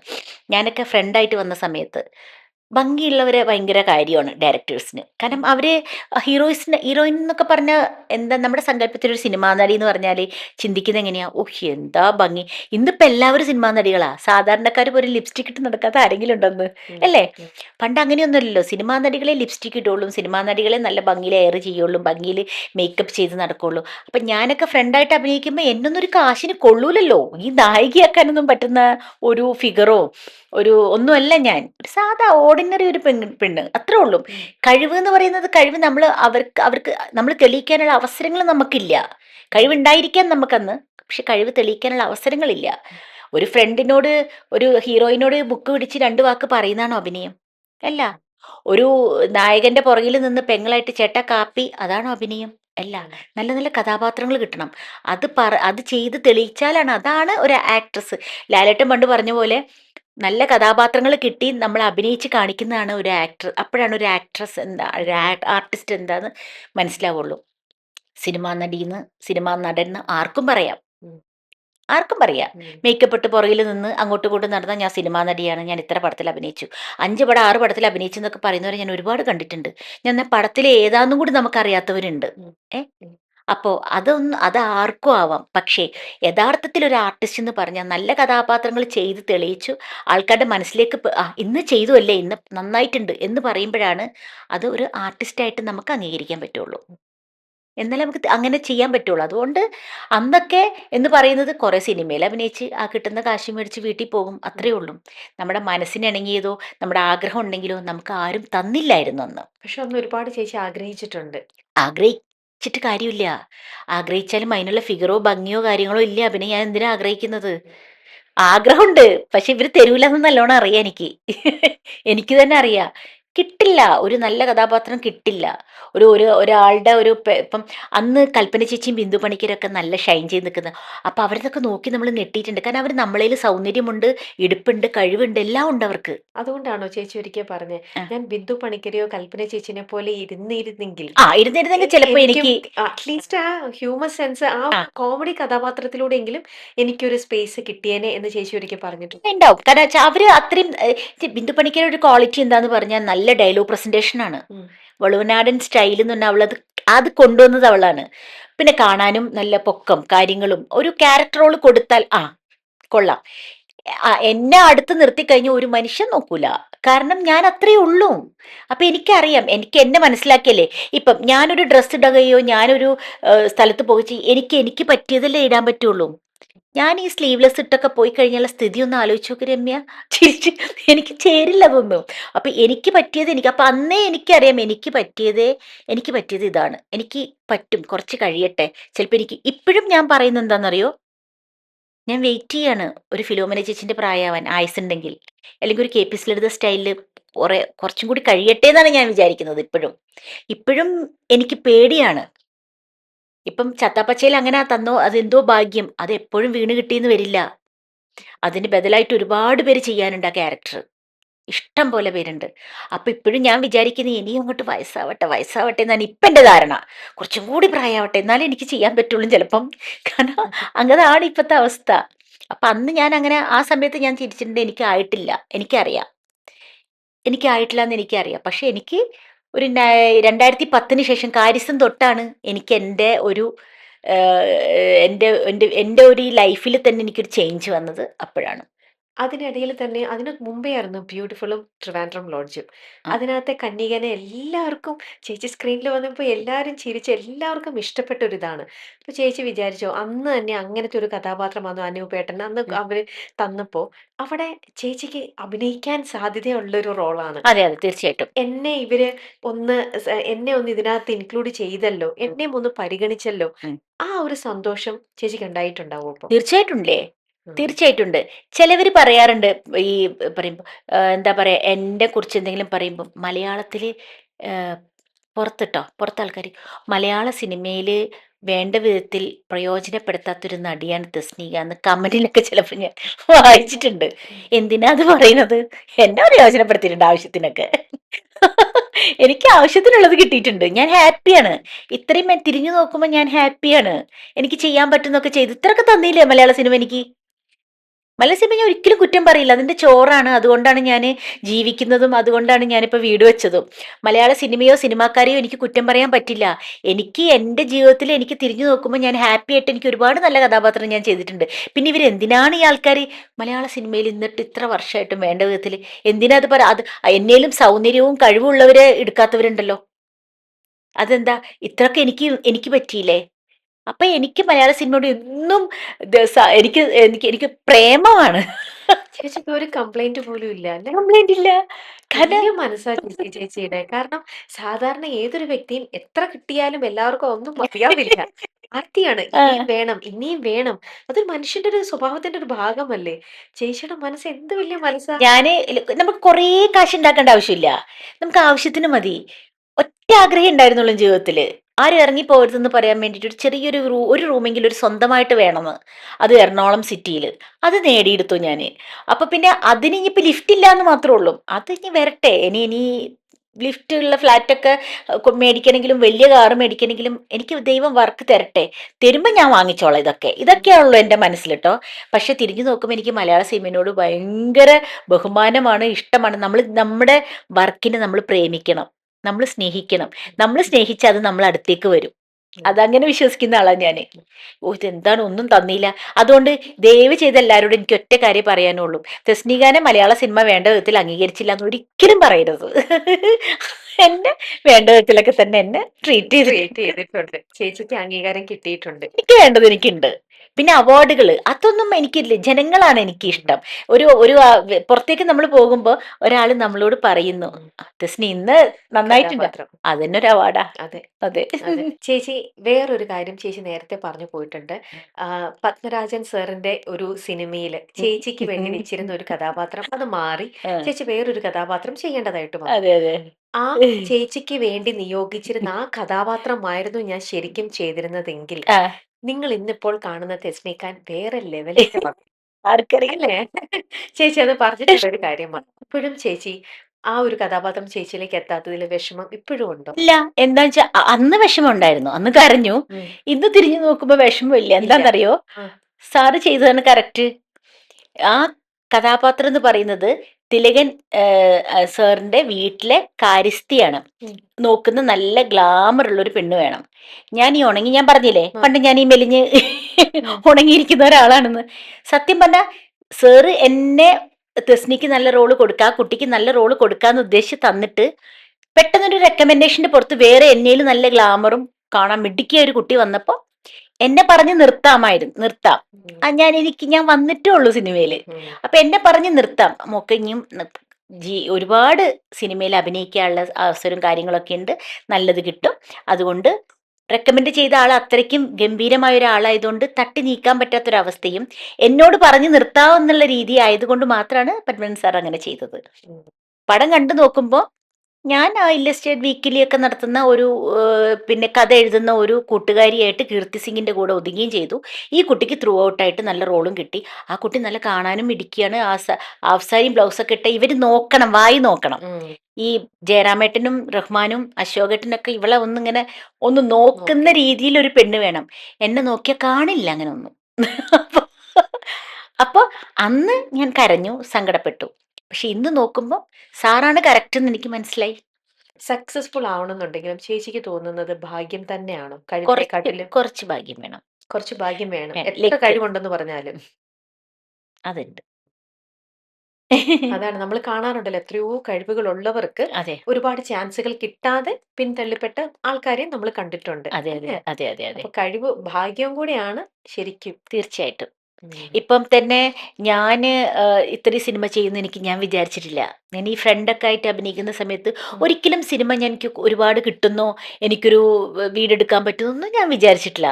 ഉം. എന്താ ചെയ്യാന്നിങ്ങനെ ആലോചിച്ചിരിക്കുക. എന്താ കിട്ടുന്ന എപ്പോഴെങ്കിലും ഒരു ഫ്രണ്ട്, എപ്പോഴെങ്കിലും ഒരു പെങ്ങള്, ഇതാണോ ജീവിതം, ഇങ്ങനെ മുന്നോട്ട് പോകുന്നൊക്കെ ചിന്തിക്കാതെ ഇരുന്നിട്ടില്ല ഞാൻ. പക്ഷെ ഒരു സുപ്രഭാതത്തിലാണ് കാര്യസ്ഥൻ കൊണ്ട് പടം വന്നു കയറിയതും, അങ്ങനെ പോക്കിരി രാജ, കാര്യസ്ഥൻ ഇങ്ങനെയൊക്കെ വന്നു കയറി പടപടപടാന്നും പറഞ്ഞു വന്നത്. അപ്പൊ ഞാനത് ഭാഗ്യമായിട്ടാണ് കാണുന്നത്. ആ സമയത്ത് ഒന്ന് കഴിയുമ്പോൾ ഒന്നിനെ ആൾക്കാർ വിളിക്കുന്നത് നമ്മുടെ ഭാഗ്യ. അപ്പൊ എപ്പോഴാണത് വരാന്ന് പറയാൻ പറ്റൂല എനിക്ക്. ഉം. അതാണ് പറയുന്നത്. ഞാൻ വിചാരിക്കാണ്ടാണ് ഞാൻ വന്നത്. ഇത്രയും എനിക്ക് ഭയങ്കര റെസ്പെക്റ്റ് ആയിരുന്നു സെറ്റില്, എന്നെ ഭയങ്കര കെയറിങ് ആയിരുന്നു സെറ്റില്. ഈ രണ്ടാമത്തെ സെറ്റില് രണ്ടാമതൊരു തിരിച്ചുവരവ് എന്ന് പറയുന്നത് സിനിമ മൊത്തം മാറി.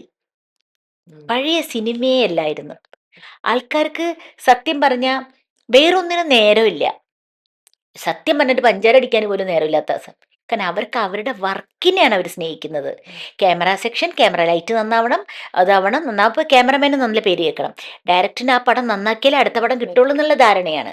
പ്രൊഡ്യൂസറിന് ഈ പടം കിട്ടിക്കഴിഞ്ഞ് പൈസ കിട്ടിയിട്ട് വേണം എനിക്ക് അടുത്ത പടം എടുക്കണം എന്നില്ല. അവർക്ക് വേറൊന്നിലും നേരമില്ല. പിന്നെ തെറ്റും ശരിയും എല്ലായിടത്തും ഉണ്ടാവും, അല്ലേ? ഉം. തെറ്റ് കാണുമ്പോൾ തെറ്റായ രീതിയിൽ എന്തെങ്കിലും ഉണ്ടെങ്കിൽ നമ്മൾ അപ്പോൾ കാര്യങ്ങൾ പറഞ്ഞ് ഇതേപോലെ തീർത്ത് കഴിഞ്ഞാൽ തീരാവുന്ന പ്രശ്നമുള്ളൂ. അതൊക്കെ ഒരു കൊല്ലം കഴിഞ്ഞ് 2 കൊല്ലം കഴിഞ്ഞ് പീഡനമായിട്ടത് സംസാരിക്കുന്നതിനും നല്ലത് ആ സമയത്ത് നമ്മൾ കറക്റ്റ് നല്ല സാമാന്യ മര്യാദയോട് പറഞ്ഞാൽ ആരാ അനുസരിക്കാത്തത്? ആര്? സിനിമയാണ് ഏറ്റവും സേഫ് എൻ്റെ മുമ്പിൽ, ഏത് ഫീൽഡിനേലും. ഇപ്പൊ ഡോക്ടർ ആയിക്കോട്ടെ, വക്കീലായിക്കോട്ടെ, ജഡ്ജി ആയിക്കോട്ടെ, ടീച്ചർ ആയിക്കോട്ടെ, ഇതെല്ലാ ഫീൽഡിനേലും ഏറ്റവും സേഫ് സിനിമയാന്ന് പറഞ്ഞാൽ വിശ്വസിക്കുമോ? കാരണം സിനിമ എന്ന് പറയുന്നത് ഇത്രയും ക്യാമറ ലൈറ്റ് എല്ലാവരുടെ മുമ്പിലാണ് നമ്മൾ കെട്ടിപ്പിടിക്കുന്നതും അഭിനയിക്കുന്നതും. അത് സേഫാ നമുക്ക്. ഇത്രയും പേര് കണ്ടുകൊണ്ടല്ലേ, രഹസ്യമായിട്ടല്ലല്ലോ. എന്നാൽ രഹസ്യമായിട്ട് എത്ര സ്ഥലത്ത് എന്തൊക്കെ നടക്കുന്നുണ്ട്. സിനിമയിൽ ഒരിക്കലും അങ്ങനെയല്ല. സിനിമയാണ് സേഫ് ശരിക്കും.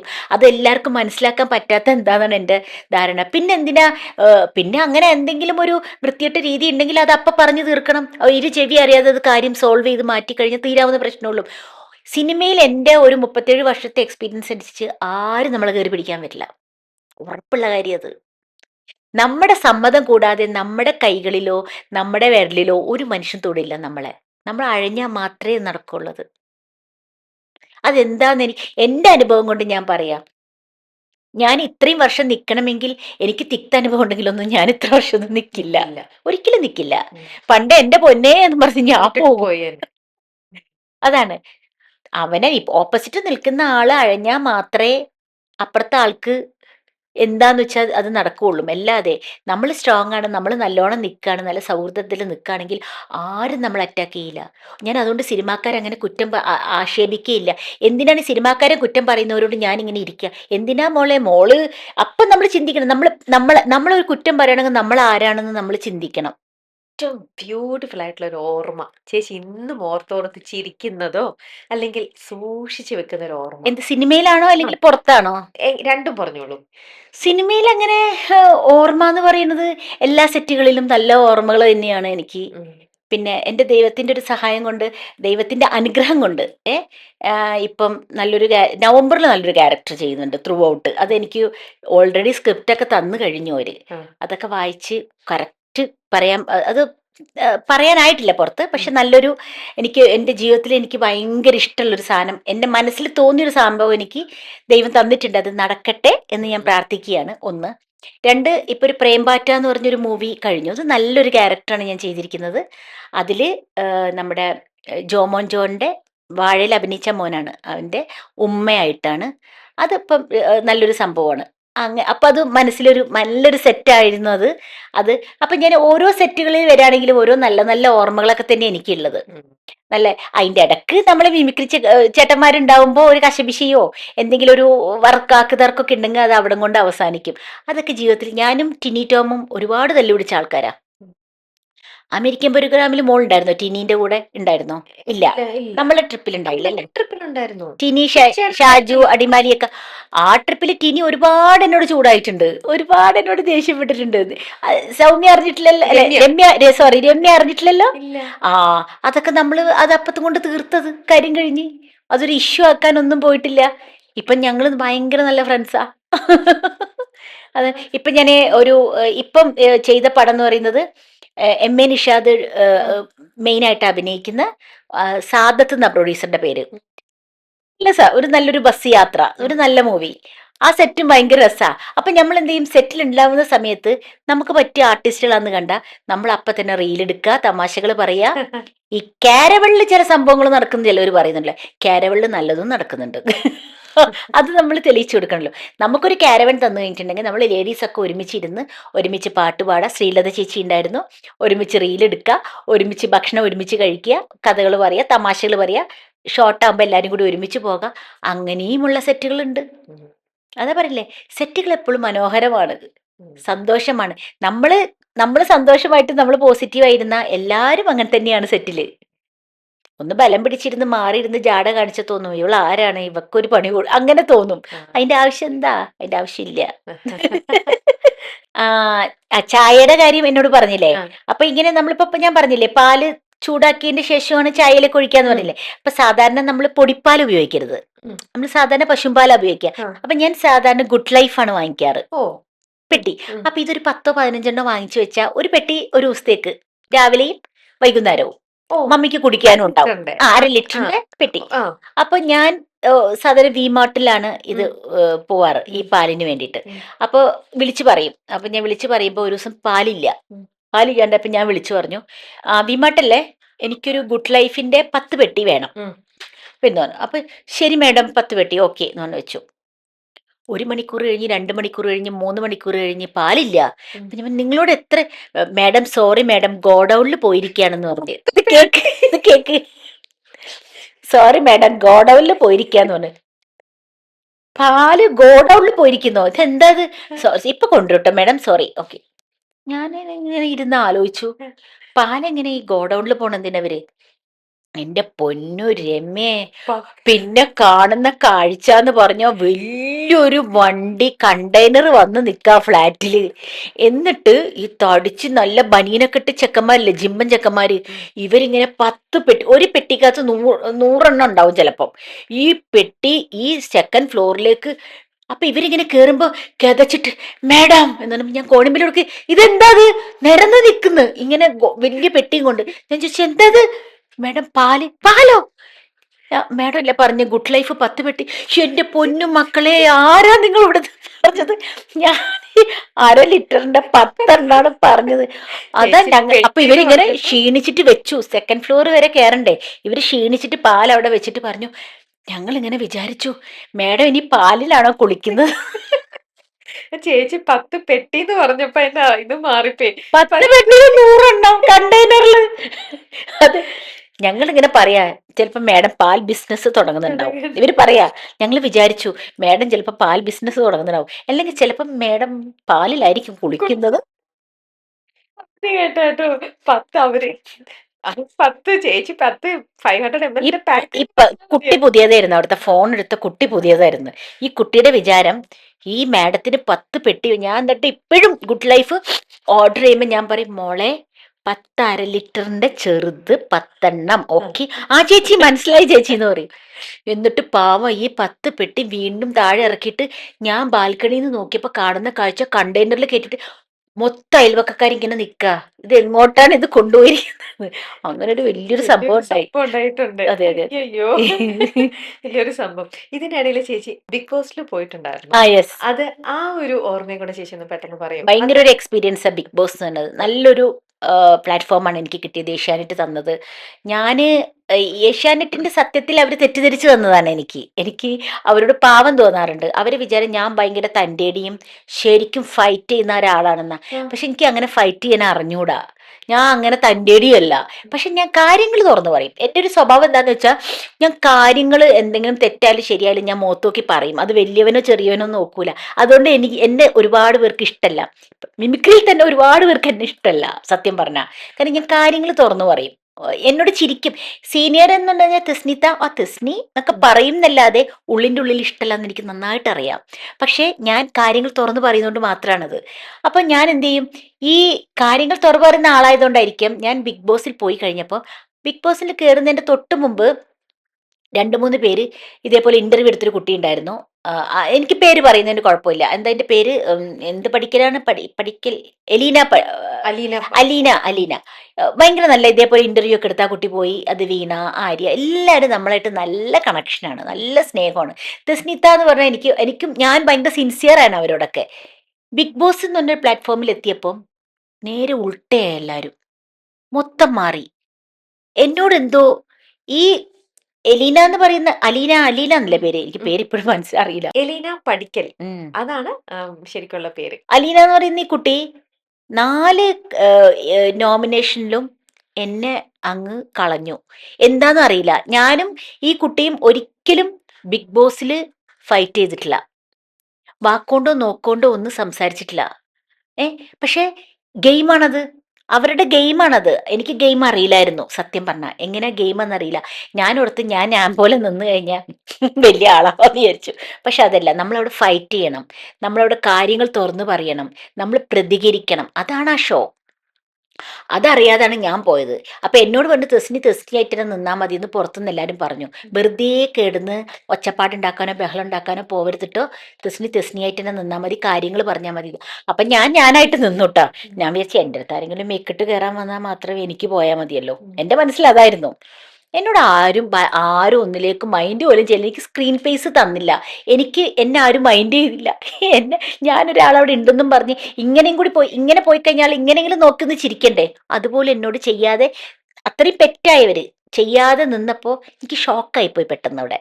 അപ്പൊ ഞാൻ മൊത്തം ബിഗ് ബോസിൽ സൈലന്റ് ആയി കഴിഞ്ഞപ്പം ഇവർക്ക് നോമിനേഷനിൽ എന്ത് പറയാം, തെസ്നി ചേച്ചി ആക്റ്റീവ് അല്ല, തെസ്നി ചേച്ചി ഇതിൽ നിൽക്കാൻ പറ്റുന്നു തോന്നുന്നില്ല. 1 2 3 പ്രാവശ്യം പറഞ്ഞപ്പോട്ടെ 4 പ്രാവശ്യം പറഞ്ഞു കളയാന്ന് പറയുമ്പോൾ ഒന്ന് ആലോചിച്ച് നോക്ക്. ഇതെനിക്ക് അറിയുന്നില്ല. ഞാൻ പുറത്തു വരുമ്പോഴാണ് ഇത് കാണുന്നത്. എന്നിട്ട് ഈ കുട്ടിയുടെ അമ്മ എന്നെ പറഞ്ഞു, അയ്യോ ഇവൾ എന്തിനാ തെസ്നീനെ പറയുന്നത്, എത്ര പേരുണ്ട് തെസ്നി പറയുന്നത്. പക്ഷെ അത് ഞാൻ ആലോചിച്ച് നോക്കുമ്പോൾ അത് അവരുടെ ഗെയിമാണ്. ഈ ഗെയിമിൽ എന്നെ മാറ്റണം, എന്നെ ഓരോരുത്തർ കളഞ്ഞുകൊണ്ടിരിക്കണം നമ്മൾ. അപ്പം ഈ നിൽക്കുന്ന കണ്ടസ്റ്റൻസ് നമ്മളെ പറഞ്ഞാൽ മാത്രമേ ലാലേട്ടൻ നമ്മൾ എഴുന്നേൽപ്പിച്ച് നിർത്തുള്ളൂ ആഴ്ചയിൽ വന്നു കഴിഞ്ഞാൽ. അപ്പോഴേ നമ്മൾ നിൽക്കുള്ളൂ, അപ്പോഴേ നമ്മൾ പോകുമോ വേണ്ടതെന്ന് തീരുമാനിക്കുകയുള്ളൂ വോട്ട് അനുസരിച്ചിട്ട്. നേരെ മറിച്ച് ഇവരാരും നമ്മളെ പറഞ്ഞില്ലെങ്കിൽ നമ്മളവിടെ ഇങ്ങനെ നിന്ന് ന്യൂട്രലിൽ നിന്ന് പോകും, മനസ്സിലായോ? അപ്പം അത് വല്ലാത്തൊരു ഗെയിമാണത്, മൈൻഡ് ഗെയിമാണത്. ശരിക്കും ശ്രദ്ധിച്ച് നിൽക്കണം, പറയേണ്ടടുത്ത് പറയണം, തല്ലുപിടിക്കേണ്ടടുത്ത് തല്ലുപിടിക്കണം. അപ്പം അങ്ങനെ അത് കളി അറിയാത്തതിൻ്റെ ഒരു പ്രശ്നമാണ് എനിക്ക് സംഭവിച്ചത്. വേറെ അപ്പൊ ഒന്നും. ഇനി ചേച്ചി വിളിച്ച ചേച്ചി പോവോ? അല്ല, ഇനി വിളിക്കില്ലല്ലോ. അല്ല, ഇപ്പൊ ചേച്ചിക്ക് അത് മനസ്സിലായ സ്ഥിതിക്ക് ഇനി വിളിച്ചാ പോവും. എനിക്ക് മനസ്സിലായി, പക്ഷെ അവര് വിളിക്കില്ലല്ലോ. എനിക്ക് മനസ്സിലായി എങ്ങനെ നിൽക്കണം, എന്ത് ചെയ്യണം എന്ന് എനിക്കറിയാം. എനിക്ക് ഇഷ്ടമാണ് പോവാന്, പക്ഷെ എന്നെ വിളിക്കില്ല. അയ്യോ, അവരൊരു തസ്നി എന്ന് പറയുമ്പോൾ ഒരു തലയിൽ കൈ വെക്കും. ഇനി തസ്നിനെ വിളിക്കുന്ന ഇത്രയും 37 വർഷത്തെ സിനിമ അഭിനയവും എക്സ്പീരിയൻസും പലതരത്തിലുള്ള അനുഭവങ്ങളും ഒക്കെ ചേച്ചിക്ക് കിട്ടിയതിൽ നിന്നും എൻറ്റയർലി ഡിഫറെന്റ് ആയിട്ടുള്ള ഒരു എക്സ്പീരിയൻസ് ആയിരുന്നു ചേച്ചി ഒരു സംവിധായികയുടെ റോളിലേക്ക് വന്നപ്പോൾ, അല്ലെ? ആ ഒരു അതെന്താ ചേച്ചി ആ ഒരൊറ്റ എണ്ണത്തിൽ അതങ്ങ് നിർത്തിയത്? പിന്നീട് എന്തുകൊണ്ട് ചെയ്തില്ല? അല്ല, അതിനുള്ള ഒരു സന്ദർഭവും കാര്യങ്ങളും പ്രൊഡ്യൂസും ഒക്കെ കിട്ടിയപ്പോഴാണ് ഞാൻ ചെയ്തത്. നല്ല സബ്ജക്റ്റും ആയിരുന്നു. ഇസ്തിരി എന്നാണ് ആ ഷോർട്ട് ഫിലിമിന്റെ പേര്. അതെ, അതൊരു ലേഡിയാണ് അത് പ്രൊഡ്യൂസ് ചെയ്തത്. അതിൽ അഭിനയിച്ച കുട്ടി തന്നെയാണ്, ഹീറോയിൻ തന്നെയാണ് അത് പ്രൊഡ്യൂസ് ചെയ്തത്. അതുകൊണ്ട് പിന്നെ അങ്ങനെ ഒരു ഒത്തു കിട്ടി, എല്ലാം ഒത്തു കിട്ടിയപ്പോൾ 2 ദിവസം കൊണ്ട് ഒരു നല്ലൊരു ചെറിയൊരു ഷോർട്ട് ഫിലിം എടുത്തുന്നുള്ളൂ. പക്ഷെ ഇതിന്റെ പുറകെ പോകുന്ന ഈ 2 ദിവസം കൊണ്ട് പണി തീർന്നെങ്കിലും 1.5 മാസം ഇതിന്റെ പുറകെ പോകണം, നമ്മൾ നിൽക്കണം. ഡബിങ്, എഡിറ്റിങ്, മിക്സിങ് എല്ലാത്തിൻ്റെ. അപ്പം ഞാൻ ഡയറക്ടർമാരെ സ്തുതിച്ചു. ഒരു വലിയ പടം എടുക്കുമ്പം ഒരു കൊല്ലമാണ് അവരത് പോണത്, അല്ലേ? അപ്പം നമ്മളെ സംബന്ധിച്ചിടത്തോളം നമ്മൾ അഭിനയിച്ചിട്ട് പൈസ മേടിക്കുന്ന ആൾക്കാരാണ്. അപ്പം നമ്മളൊക്കെ ഇതിന്റെ പുറകെ പോയി കഴിഞ്ഞാൽ നമ്മുടെ ജീവിതം അഭിനയമാണ്. എത്ര മാസം, ഒരു മാസത്തെ നമുക്ക് എന്തെങ്കിലും കിട്ടുന്ന വരുമാനങ്ങൾ പോവാണ് ഇതിന്റെ പുറകെ നിൽക്കുന്നുണ്ട്. അപ്പൊ ഒരു ആഗ്രഹം കൊണ്ട് ചെയ്തത് മാത്രമേ ഉള്ളൂ, അത്രേ ഉള്ളൂ. അതെ, അല്ലെങ്കിൽ നമ്മുടെ ടൈം ഒരുപാട് പോകും. അതാണ് പിന്നെ ഞാനത്, പിന്നെ നല്ല സബ്ജക്റ്റും കാര്യങ്ങളും വന്ന ഇതുപോലെ നോക്കാതെ മാത്രം എപ്പോഴെങ്കിലും, അത്രേ ഉള്ളൂ.